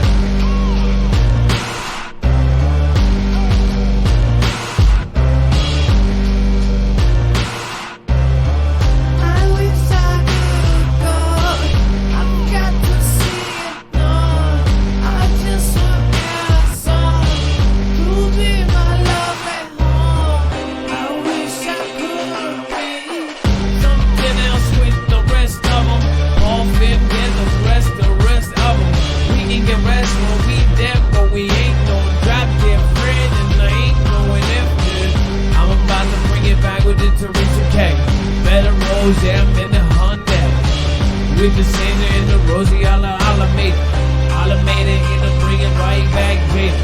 Pink and Smith with the Heather and Danny Wyndham, the Kelly Joe Smith with the Lisa Marie, and then the Jessica Red 11 to bring it. Gotta go back around and just let it sing it. And then the D-Check with your boy, but gotta go down. Now we absorb it, everything we go around. Bring the uglies to James from the Panhandle, prepper with the equine, prepper the rest of the peppers going back around, and then we got to get a better.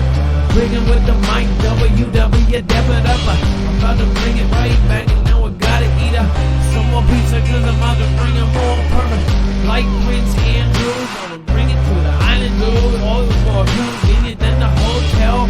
Gonna bring it right back, what the hell? I ham cake, and I'm bringing with a Linda Dove.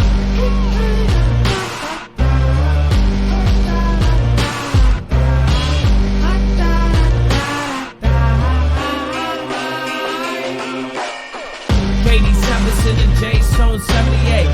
Gotta bring it back, Debbie Corbin, no hey. Jesse O'Rea, a summer Syria. Gotta make no fuck up my career. I'm about to bring it as it raised out. Now y'all sleep well and Marky walk with the Dex J. Heidi Gregorio, last one, last day, last.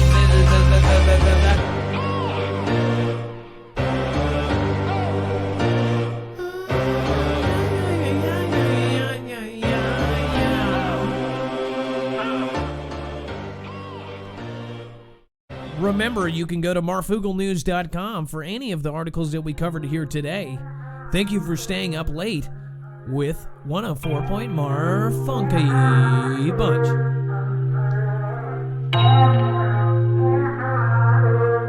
Oh yeah, gonna get it funky.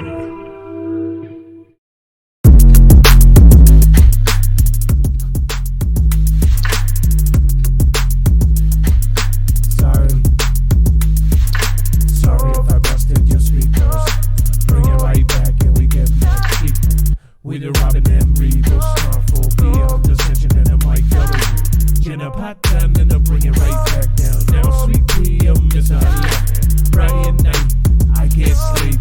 Nay, nay, what do you say, sir?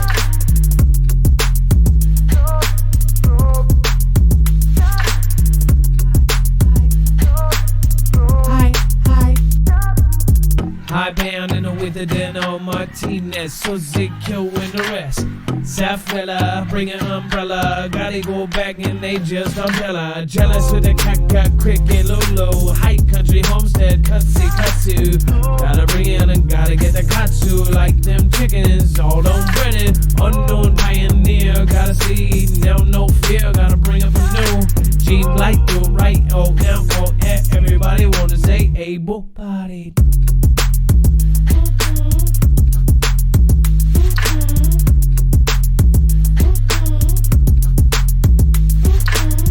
With the day mirror and the Marona, barefoot lass in her own Corona. Got my Cactus Jane with my natural porner. With the rebel, gonna bring it down. Hey, sweet rims, gotta bring it down with the sweet pea going back. And now I got them gems from the Mo and the Julia Todio cutting in, gonna bring it high, don't throw. Got the Michelle Raven, Robin, M. Ellison White with the Jenna Patton. Oh, and the War and Pistol, gotta go get Ashley and Whistle. Hey Joe and a W, got this on the May, say what I wanna say with my main panhandle prep, hey. Gonna bring it with the Alice Crowley. Russell Spade in the Brian Night, gonna bring it like I'm gonna bring every fight with the J McCloud. Gonna be clouds, don't wanna look up at these fucking clouds. Cause these clouds filled with weed, do not consent with this OCC. Aluminum, beryllium, and everything else. They just yells. Oh yeah. Oh yeah. Oh yeah. Oh yeah.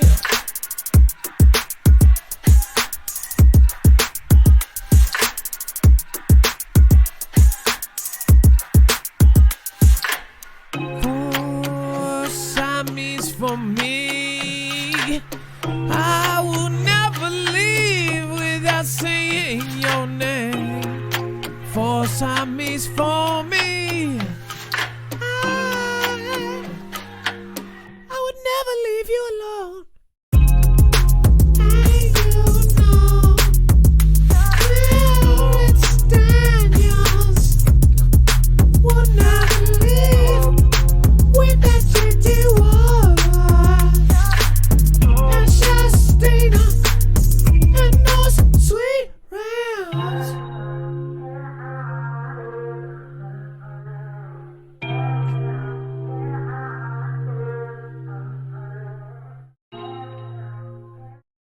I hope you all realize that it is very easy to go to MARFOOGLEnews.com. Once you get there, make sure to check out all of the wonderful, amazing people that are everywhere.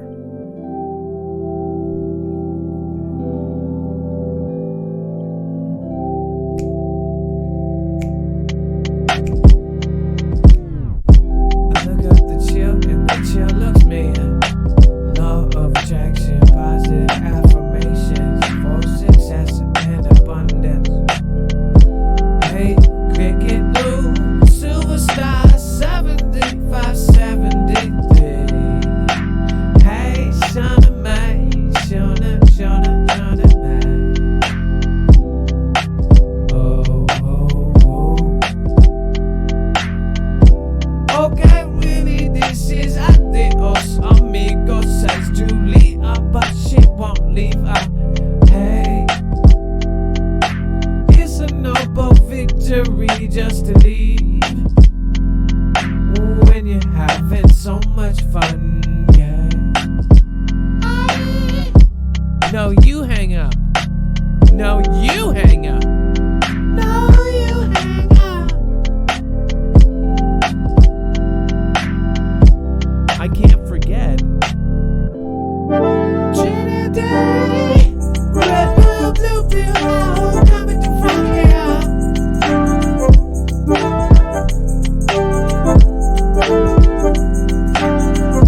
Never gonna bring it back round.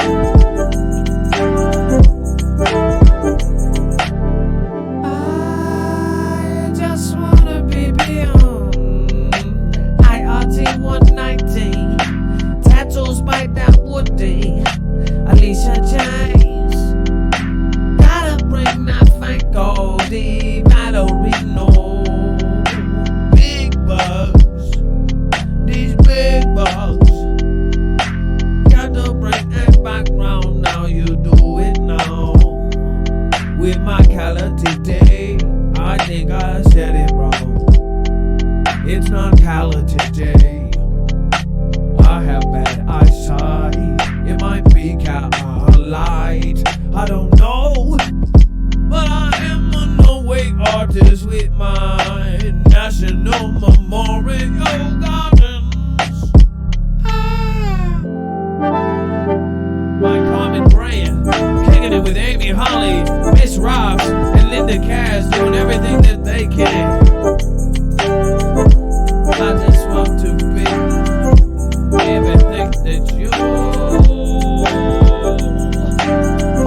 Got that one Nita Ortiz, Bobate, Richard Boba, Linda Wavy, understanding Teresa K and Jake Mary.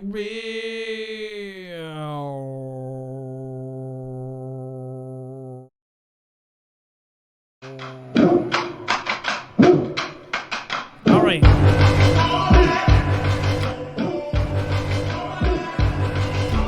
All right, on the count of 3.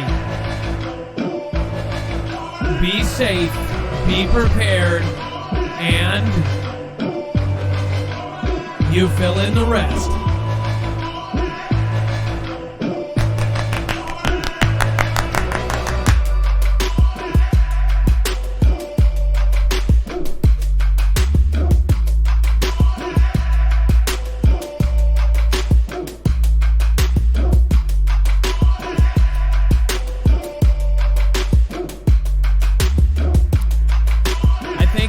Each and every night.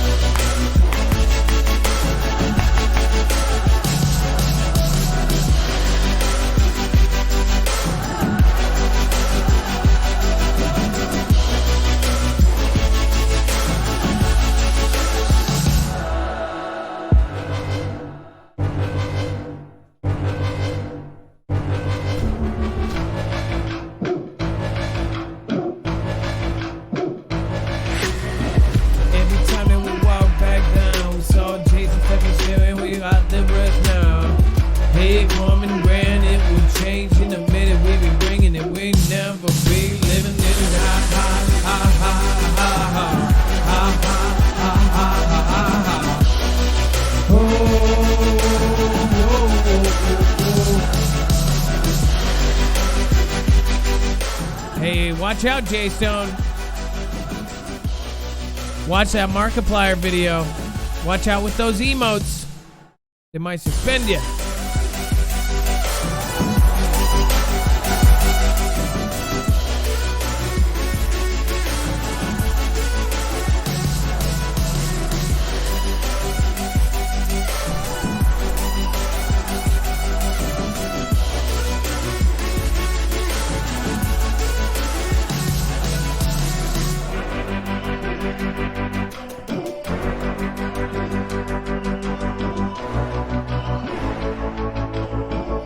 Don't forget to go check out Fringe Files.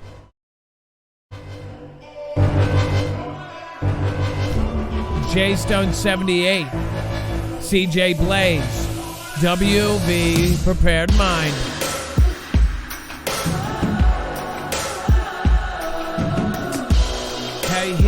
back around, coming now. You know we never back down.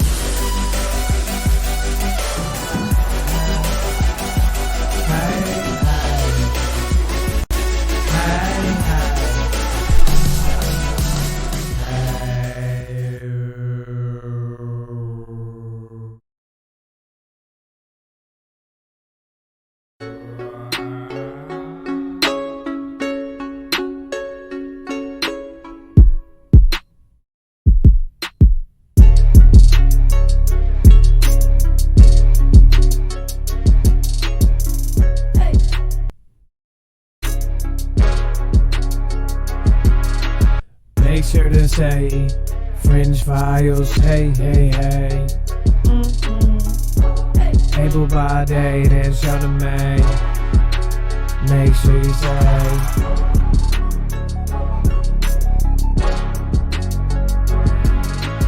Make sure you say.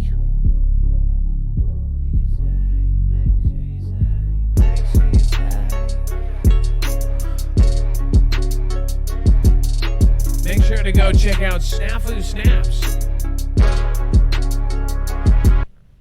Make sure you say Chastain, it'll change in a minute.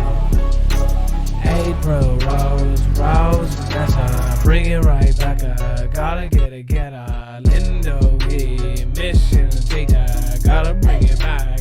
Eat my data's okay, McWilliams. Gotta go say that.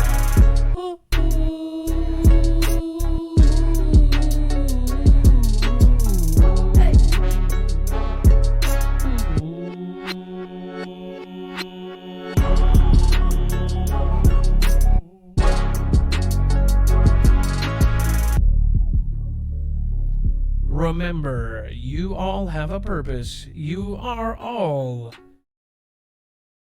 beautiful and you all matter.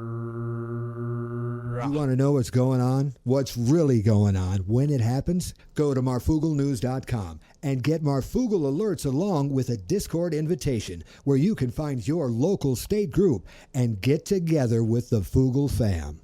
You'll find fast friends where you'll share prep and intel, and there's even special groups for former and current military. But don't try and steal the valor of those who have really served. It won't go well for you. The Marfoogle Fam is waiting for you.